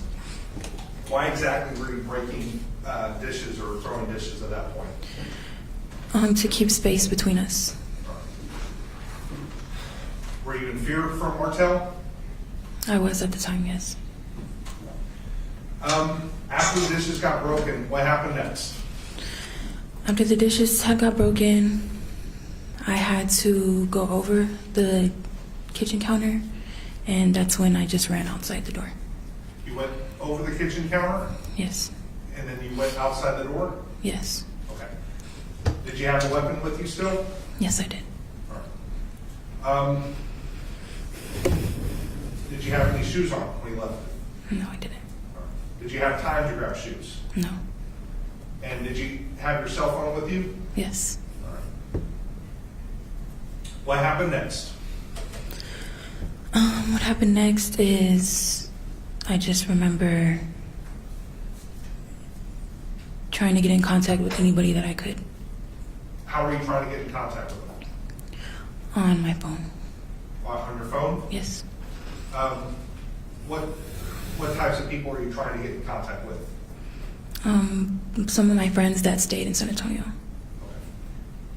What happened next, ma'am? I realized that my phone was going to die, and I ended up knocking on a neighbor's door and asking for a charger.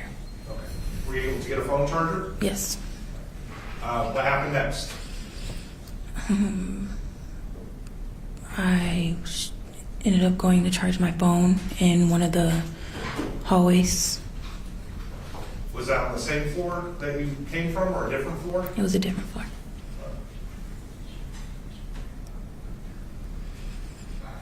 What happened next? After that, I went up and continued to try to get my stuff so I could leave. And way back up, I have to ask you one thing. How long approximately were you trying to charge your phone for? I would say for 5 minutes. Okay. I believe you just said that you went back to the door trying to get your stuff? Yes. All right. What was happening? How were you trying to get your stuff? I was knocking on the door, and he just wouldn't answer. Okay. Were you loudly knocking, yelling? Yes. Okay. Were you upset at that time? Yes. All right. Describe for us, how were you banging on the door? I was just banging on the door. I had the gun in my hands, and I was banging on the door with the gun. You were banging on the door that had the firearm in your hand? Yes, I had my phone in one hand, and I had the gun in the other hand.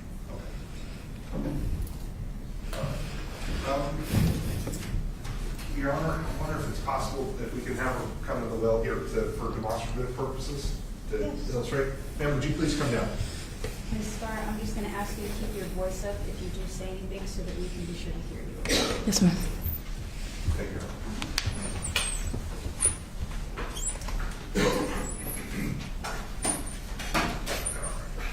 Sorry. I know this isn't an exact approximation. Oh, just one second. Turn it facing Judge Showgood. Good idea. Yeah. Hang on, we're gonna get set up. Ma'am, we're gonna, assuming or pretending that this is a door and this is the hallway. Do you understand? How are you banging on this door? I had my phone in my hand. And speak up for the court reporter and jury. Sorry. I had my phone in my hand, I had the gun in the other hand, and I was banging on the door with the gun. If you remember, were you kicking the door as well? No, sir. No. Approximately how high, well, on this door, do you remember, again, you're in the hallway, this is leading in, which side was the door handle on? This side. Okay, to your right? Yes, sir. All right. Where approximately was there a peephole in the store? This side was. Where approximately was the peephole? It was. I don't know, sir. About eye level to you? Yes. It'd be fair to say about 5 feet or so? Okay. Kind of a crazy question, but was this door see-through? No, sir. All right. You couldn't see anything through it? Yes, sir. All right. Yeah. Ma'am, you can sit back down. Thank you. Thank you, Your Honor. No. Oh, wait, hold on just a second, ma'am. 1 second.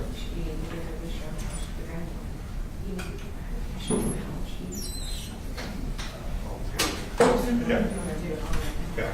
Let's do it right now, so we don't have to sitting there. My apologies, ma'am. During this time, when you're banging on the door, was Martell talking to you? All right.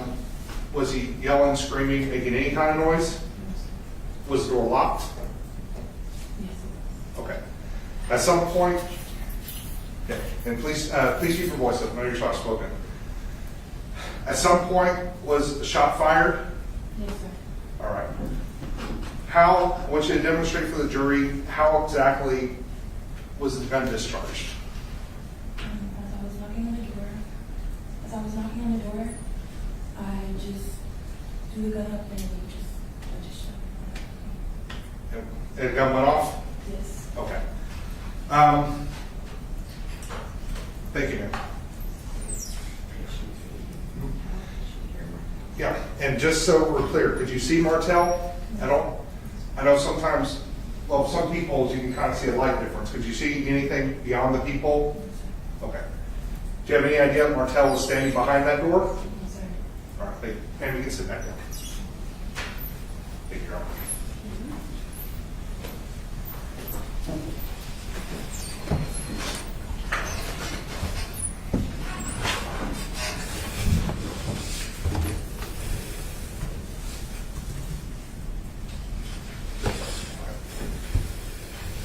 Ma'am, you testified that after you left the apartment the first time, that you were banging on the door. Is that correct?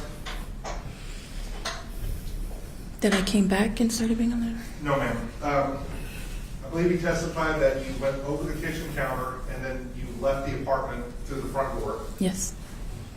At some point, you went back to the door. You were banging on it, kicking, yelling. I was banging on it and I was yelling. Was Martell ever talking to you during this time? No, sir. Did he answer you in any way? No, sir. And did you know he was standing behind the door? No, sir, I didn't. Okay. After the gun goes off, what happened next? I continued to knock on the door, and after that, I walked to the stairwell right across from the door. And when you went to the stairwell, what happened next? That's when I ended up calling the police. Okay. You heard previously it was admitted a 911 call where a caller identifies themselves as Joya. Do you remember hearing that? Yes, I remember hearing that. Who was the person that placed that 911 call? That was me. Your name is not Joya? No, sir. Okay. Why did you give a false name in the 911 call? At that time, I really wasn't in the right mind, and I'm not really used to calling the police, so I felt like since that was his wife, I just felt like I should, I guess, present myself as her. Were you scared that night? Yes, I was. Okay.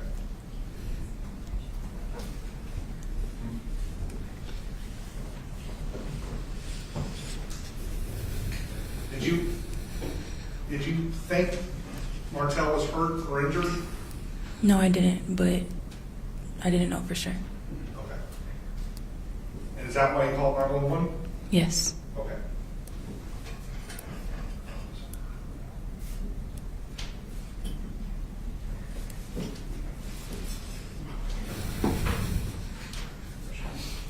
Just one moment.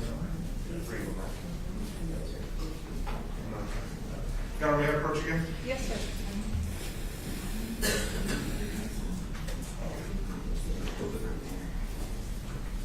Ms. Skare, I'm going to show you 3 photos which have been marked as defense exhibits 9, 10, and 11. Will you take a look at these, please?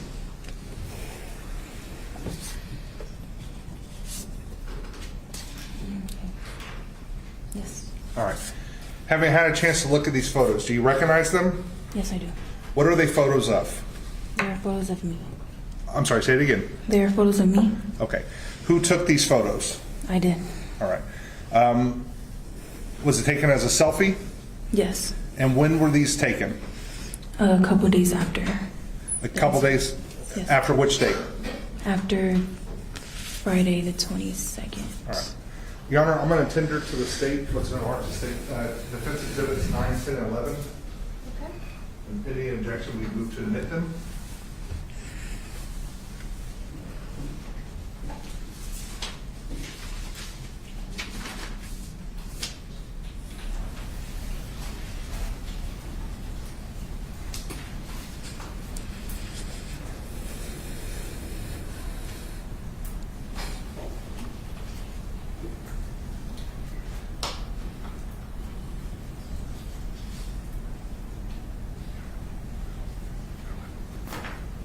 No objection. Thank you. Your Honor, may I publish? Defense exhibits 9, 10, and 11 are admitted. They may be published. Thank you, Your Honor. Ma'am, I'm going to start with what's been marked as defense exhibits 9. And just one second. How do you, well, I'm going to try to zoom in a little bit on this one. There we go. Okay. Very well. Ma'am, who's this a photo of? That's me. Okay. And again, you said, when were these photos taken? Were this photo taken? A couple of days after. Okay. Do you have any visible injuries in this photo? Yes, I do. Which injuries do you have, ma'am? I have a bruised eye and a few scratches on my neck. Okay. I'm going to again show you, I'm going to show you what's been marked as defense exhibit number 10. Again, will you tell the jury what's in this photo? That's a photo of me. Was this photo taken at the same time as defense exhibit number 9, the previous photo? Yes. All right. And again, do you see any injuries in this photo? Yes, I do. Finally, strip there. What's been marked as defense exhibit number 11? Same question, ma'am. Who is this, and do you see any injuries? That is a photo of me, and yes, I see injuries. Okay. Where to? Where are the injuries at? I'm sorry. There's a bruised eye and there's scratches on my neck. Thank you, ma'am. Will you tell the jury when and how did you sustain those injuries? The night that I was on the night of the incident. Thank you. While I was on the bed. And I'm going to publish these to the jury. That's okay? Yes. Thank you, ma'am.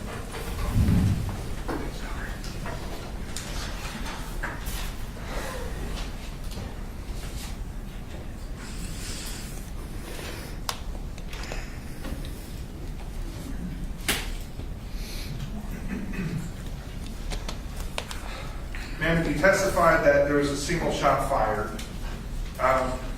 And I believe you're in here for the forensics explaining how firearms work. Is that correct? Yes, sir. Did you remove the shell casing from the hallway? No, sir. To the best of your knowledge, do you know what happened to the shell casing? No, I do not. Okay.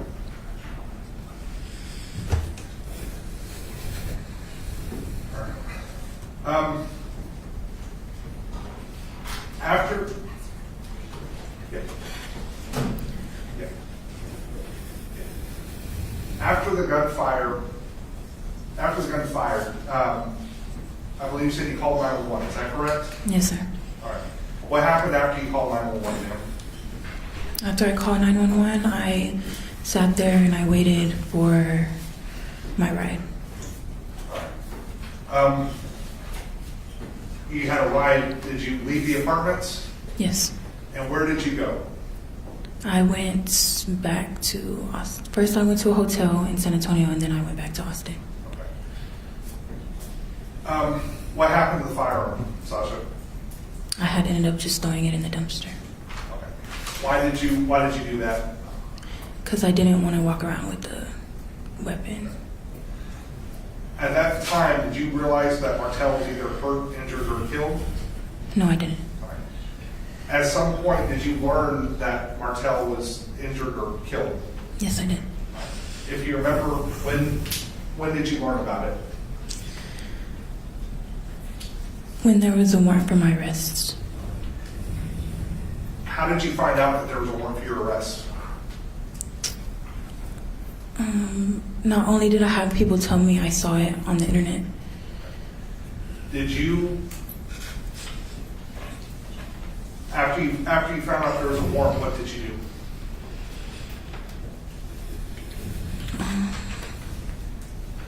I just ended up calling my lawyers. Did you turn yourself in? Yes. Okay.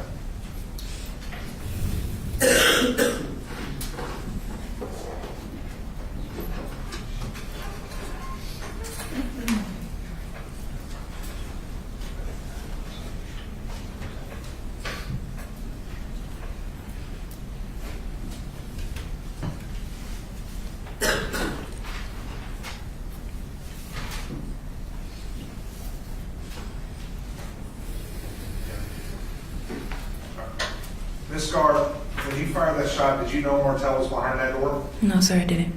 Did you mean to hurt Martell? Not at all. Tell this jury, what was your intent when that gun fired?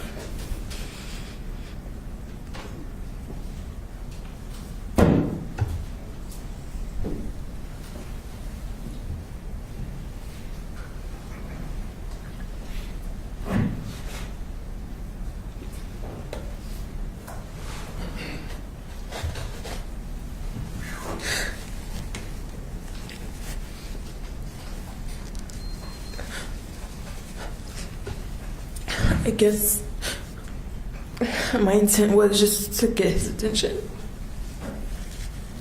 Thank you, ma'am. Your Honor will pass this witness.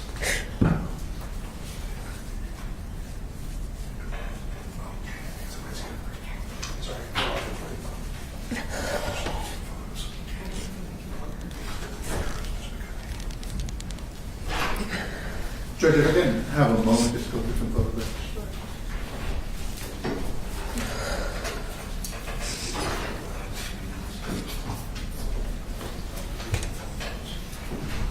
Are you guys okay, or do you need a break while they're going through photographs? Are you guys okay?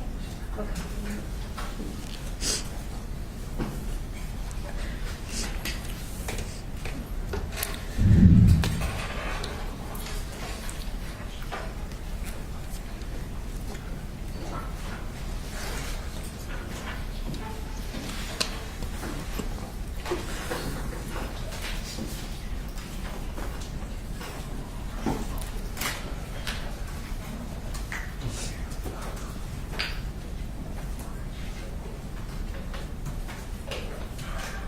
Ms. Skare, good afternoon.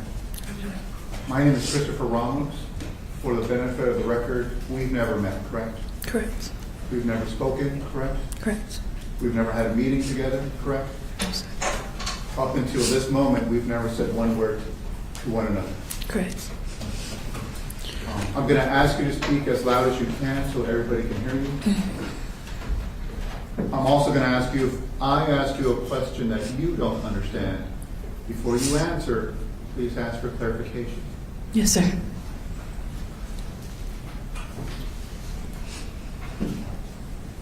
So based on your testimony, it is my understanding that you knew Martell for several years, correct? Yes, sir. And during that time, you guys worked together? Yes, sir. And during that time, as time went on, you became intimate partners together? Yes, sir. And you shared an intimate relationship together? Yes, sir. And I presume you cared about him? Yes, I did. And on January 22nd, you were at his residence, you were painting at Yeah. some point, correct? Yes, sir. And you described all the things that you did with him or in the apartment, correct? Yes, sir. And you described the circumstance in which you're in the bedroom, on the bed, and Martell comes in and he says, "Get your stuff and get out." Correct? Yes, sir. And it is your testimony that came out of the blue. Yes, sir. He just snapped out of the blue. Yes, sir.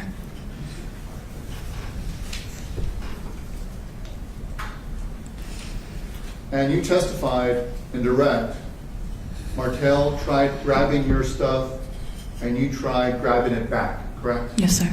What stuff was that? It was a couple of clothes that I had to stay the night. A couple of clothes? Yes. That you had, like a shirt and a pant? And you just grabbed them? No, it was in a bag that I had, and he had the bag. Okay. All right. And what bag was that? It was the bag that was in the photo to the right of the bed. And you grabbed them back? Yes. Correct.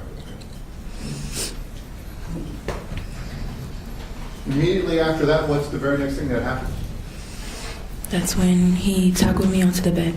Okay. And what happened immediately after that? He just started hitting me. Okay. And what happened immediately after that? Once he started hitting me, he was choking me to the point where I couldn't breathe. Then the bed had collapsed and he had fell off of me. Okay. And at some point you leave the bedroom and go into the kitchen, correct? Yes. And you start throwing things at him to keep him away from you, correct? Not at him, just at the floor. At the floor. Okay. Yes. So somebody's coming at you after having just choked you, and you're not throwing anything at them, you're throwing them on the floor. Yes. Great space. Yes. Okay. And you described at this moment that you are so afraid for your life that you grab a gun, correct? Yes. Okay. So it is your testimony at this point in time, you're scared to death. Would that be a fair assessment? Yes, sir.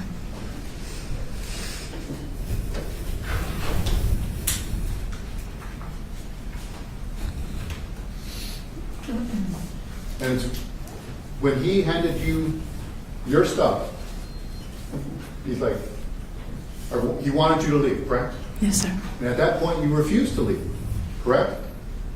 I didn't refuse, I just questioned why. Okay. And what was his response? He was upset because he felt like I was talking to another male while I was laying in the bed. So when he wanted you to leave, why not just get out?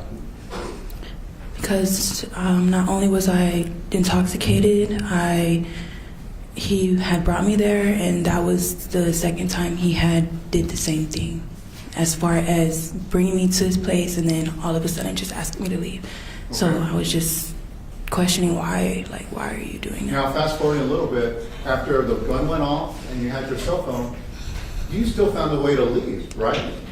Correct? Correct. And you were gone for at least more than 4 days because his body was laying there for more than 4 days, correct? Yes? Correct. So at the end of the day, whether or not you had a car or not didn't matter because you were able to be gone for a long time, correct? Correct.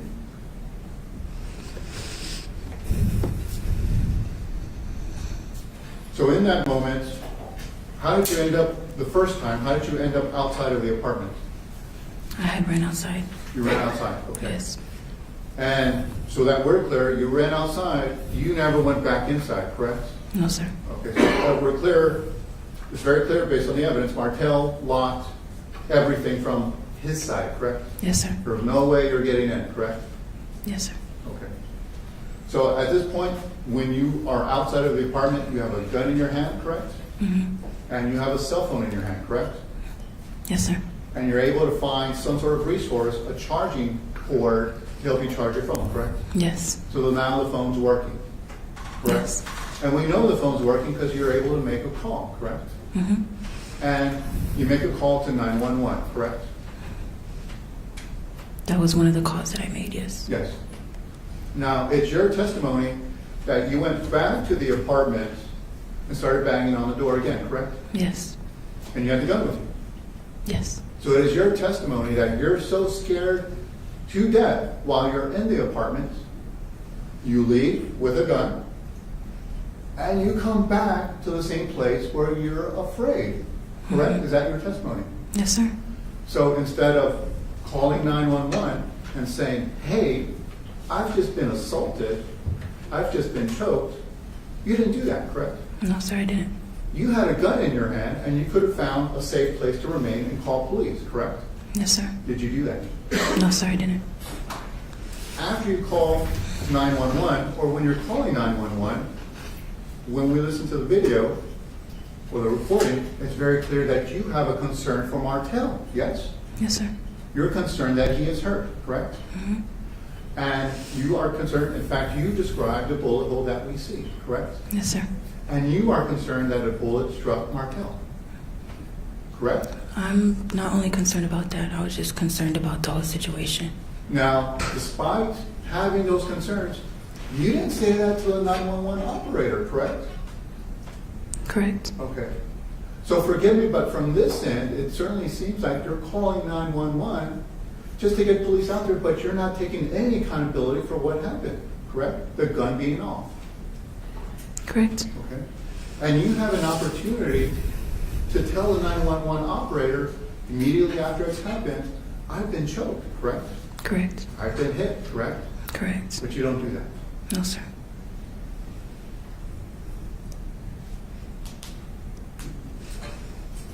And forgive me, but from this vantage point, it doesn't make a lot of sense for somebody who's claimed to be so afraid for their life in an apartment to go back to the apartment and start knocking on the door. Can you understand why that doesn't make sense to me? Yes, I understand. And it's fair to say that on the 911 tape, you lied to the operator, correct? Correct. You had a concern that somebody you cared about was hurt, correct? Correct. And you lied about his condition, correct? Let me rephrase, you lied about your concern about his condition, correct? You knew a bullet went in there, but you didn't tell the 911 operator. I knew the bullet had entered the apartment. Right. And And you were concerned that he was struck by the bullet, correct? if he was, yes. And you didn't say that concern to the 911 operator, did you? I said that there was a hole in the door, yes. But it would have made more sense to say, hey, I accidentally shot a gun that went through the door. That would have made a lot more sense, correct? Yeah, it would have made more sense.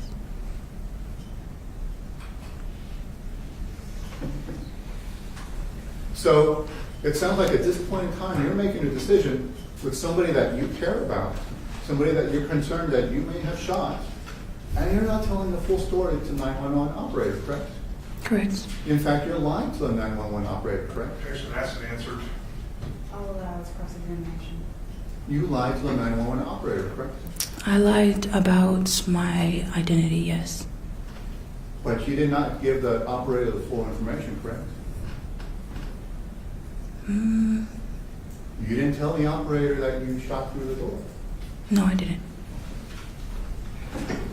So it'd be fair to say that about a significant event involving a gun, involving Martel, you lied. About somebody you cared about, you lied. You could have, we don't know.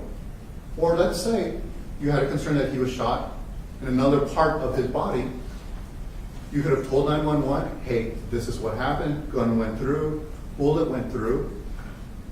I'm concerned that he's really hurt. Steps could have been taken to save his life if he had been shot somewhere else, correct?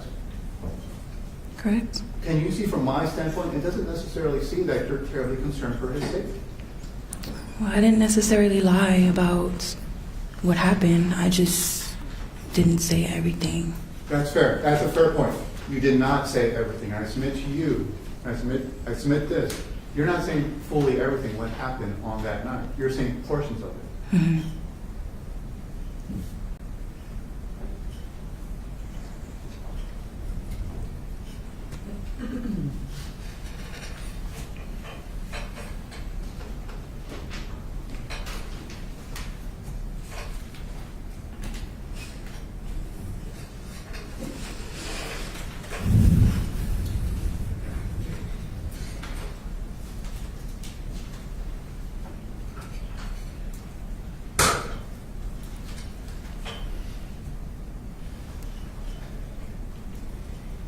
So as you described down here, you were on the floor of the courtroom, and you're describing how you're at the door, Martel's door. Gun is in your right hand, correct? Correct. Cell phone is in your left hand, correct? Correct. And despite being scared to death earlier, you still return to that door, correct? Correct. And you're banging to get let in, correct? And your description, can you show me from where you're at, because we have a sense of, let's pretend where you're at, right in front of you, that wood in front of you is the door. Can you demonstrate to me how your hands were as you were banging on the door? Can you show me with your hands, please? I would say they were just like this. Can you hold I them had up the gun in high, my please? hand. Can you, exactly as how you remember it? I had the gun in my hand and Okay. The gun is in your hand. yes, You're handling it the normal way somebody would, correct? correct. And if you're banging on the door like this, the barrel's facing up, Mhm. correct? Correct. You would agree with me that in order for the bullet to go through the door, the barrel would need to have been downward, straightward, correct? Facing into the door? Not necessarily. Not necessarily. So your testimony is the gun is like this, correct? Mm-hmm. And the bullet discharged, correct? It would have gone up, yes? I didn't say discharged at that point. Okay. Show me the moment it was discharged. After I was knocking, Show me with your hand, please. I just lifted it up and just shot. I You didn't. lifted it up and shot. Yes. You lifted it up and shot. Yes. You would agree with me that in order for the bullet to go through the door and hit Martel, the bullet or the gun barrel would have need to be straight to go through the door, correct? You would agree with me? Not necessarily. You don't think so? Okay.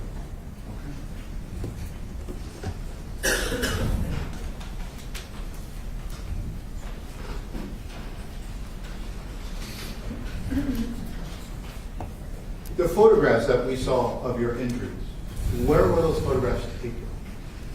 Those photographs were taken in Austin Okay. And why did you take those photographs? because I realized there was a warrant for my arrest. Okay. Specifically, why did you take those photographs? So that, well, specifically because a lawyer told me that if I have any injuries, I should take a picture. Okay. Now, you took a picture to show what happened that night, correct? Yes. But you did not take any steps to report the choking the moment you had an opportunity once you left the apartment, correct? No, I didn't.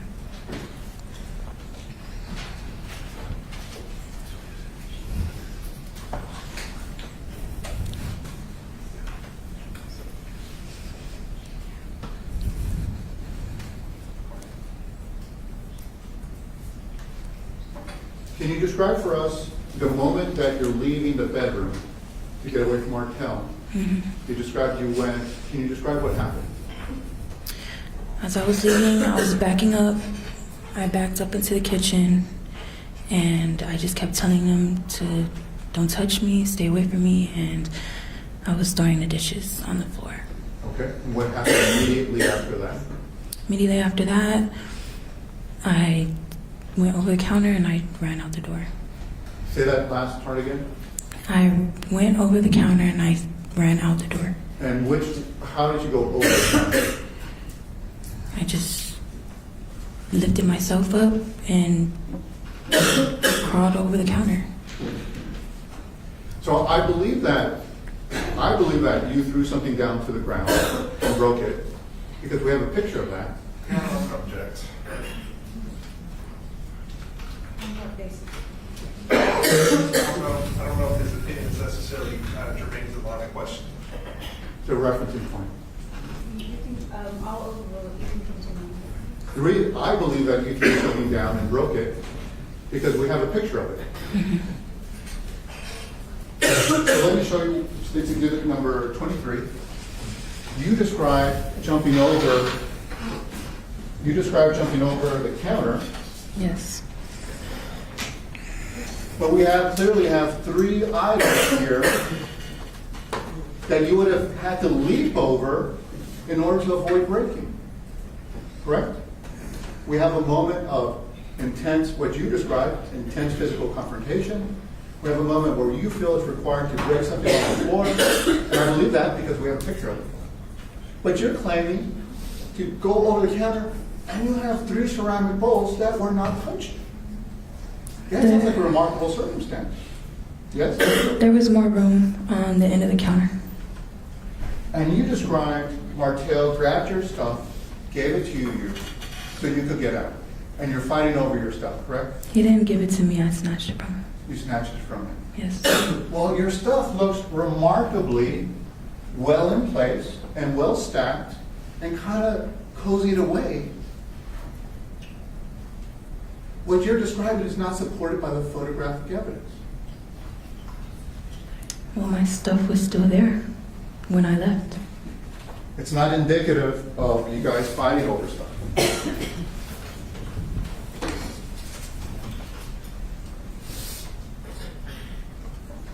You said there was more room in the counter. Let's take Yes. a look at that. Let me show you State's Exhibit number 26. State's Exhibit numbers 26, we have no room at the end of the counter.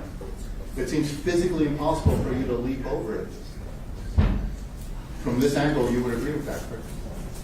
It might seem like it. I'll pass it with. Not that one. When they had previous this. You got my approach? Yes. All right. Sasha, I'm going to show you again what's been marked State's Exhibit 23. You went over the counter. Yes, Why did you go over the counter? because the floor was filled with glass. Okay. Do you remember if the bowls were there when you went over? Yes. Okay. You didn't knock them over? No, I didn't. Okay. But you definitely went over the counter when you were trying to escape? Yes. Okay. Thank you.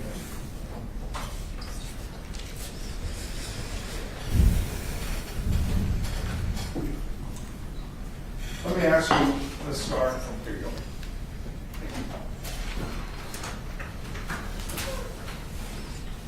After you exited the apartment, were you locked out of the apartment? I didn't. If I was, I didn't know until. Did you ever re-enter the apartment? No, sir. Okay. Was Martell left alone in the apartment? Yes, sir. Is it possible that Martell rearranged items while he's alone in there? Yes, sir. Okay. And do you know if he did so or anything? Or do you know if he rearranged or moved anything while you were in there? If my stuff looked as how it looks in the picture, I'm pretty sure he did. Okay.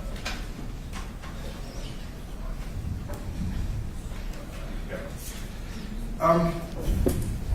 Ma'am, was your property still located inside that apartment? Yes, sir. What items of yours were in that apartment?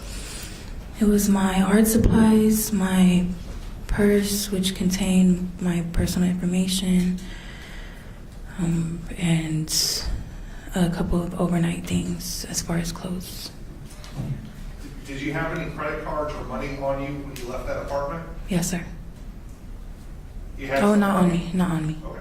Where were your personal items such as money, credit cards, debit cards, etc.? It was still in the apartment. All right. And that was behind the door that was closed and locked? Yes. All right. Prior to this night, had you and Martell ever had any other fights? Yes. All right. How many times did y'all fight, if you know? Just physically one other time. And it was physical? Yes. Did he hit you? Yes. What else did he do? He pulled his gun out on me. Do you remember approximately when that was? Approximately it was a month or two before this incident. All right. So why would you go around him again? Well, I stopped speaking to him for within those couple months. And I didn't have no intention of speaking to him again. But one holiday, Christmas, my family had invited him over as a surprise for me. So then what happened? Then once I realized he was there, I told my family, like, why would y'all invite him over without my knowledge? And I took the opportunity to, I guess, hear him out, and I just forgave him. And y'all started hanging out again after that? Yes.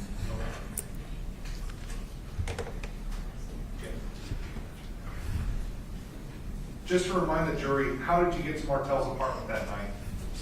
He had picked me up from Austin. Did you have a vehicle? No, sir. When you were out in the hallway, did you have any money, credit cards, anything on you? No, sir. Okay.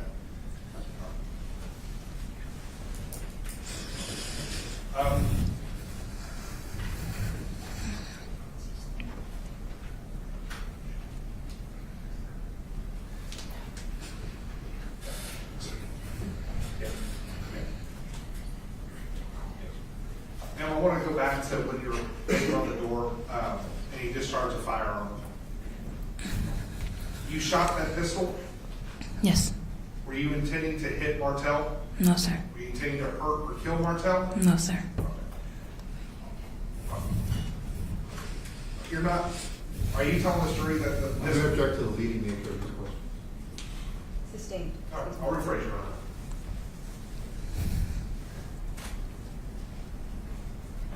If you know, what position was the pistol when you shot it? I believe it was facing at an upward angle. At an upward angle? Mhm. Okay.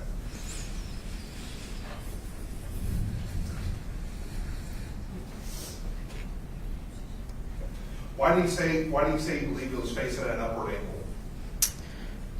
Because I didn't point it and shoot it.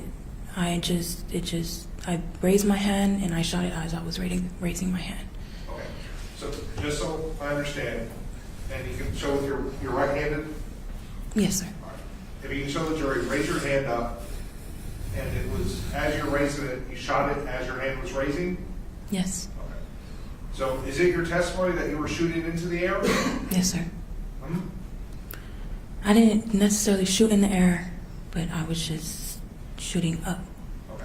As the weapon was rising, the shot went off? Yes. Okay, thank you, ma'am. Okay. And just to reiterate, Martell had not talked to you from behind that door? No, sir. All right. Did he make any kind of noise from behind the door? No, sir. Did he make any indication he was standing directly behind that door? No, sir. Your Honor, we'll pass the witness.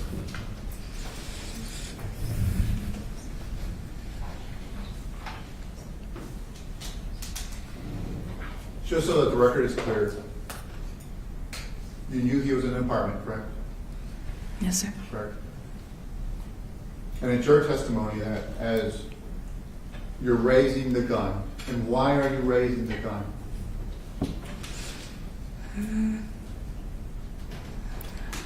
I guess because at the time I just went mad. I just wouldn't say. Why are you raising the gun? For what function? For what reason are you raising the gun? I wouldn't necessarily say to shoot it because Then why?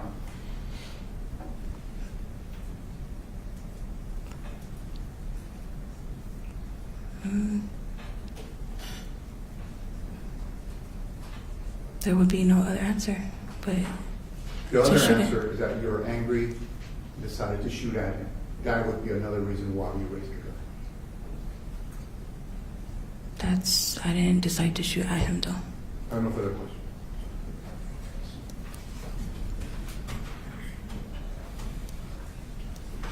No further questions, Your Honor. May this witness be excused?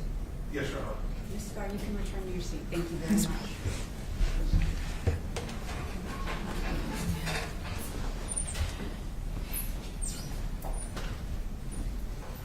Mr. Levin? Your Honor, this time the defense would rest. Mr. Ramos? Can we approach? Yes.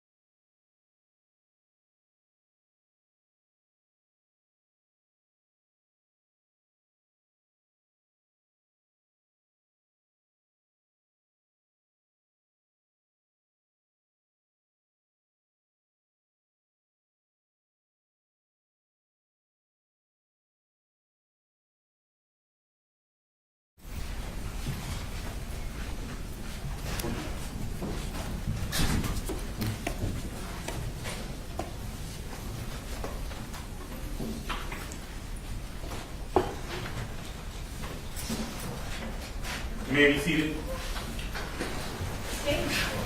State will rest and close. That's rest and close, Your Honor.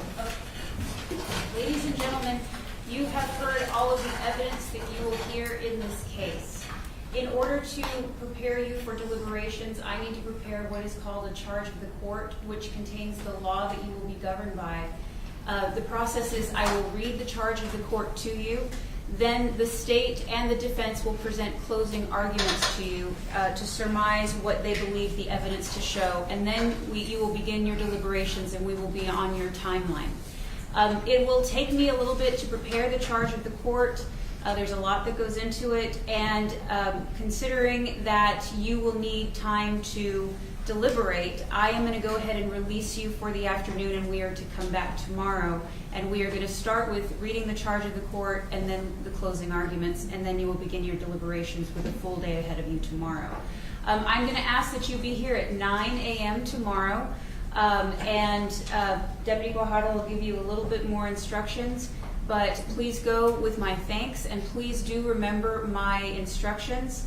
I do have to say them all the time. Please do not discuss the testimony with yourselves or anyone in your household, your partners, your spouses. Please do not look up any media footage or any media on this case. That is including YouTube or reading any YouTube comments regarding the trial until I have released you from my instructions. Thank you very much, and please be safe. We'll see you tomorrow at 9. All right, for the jury.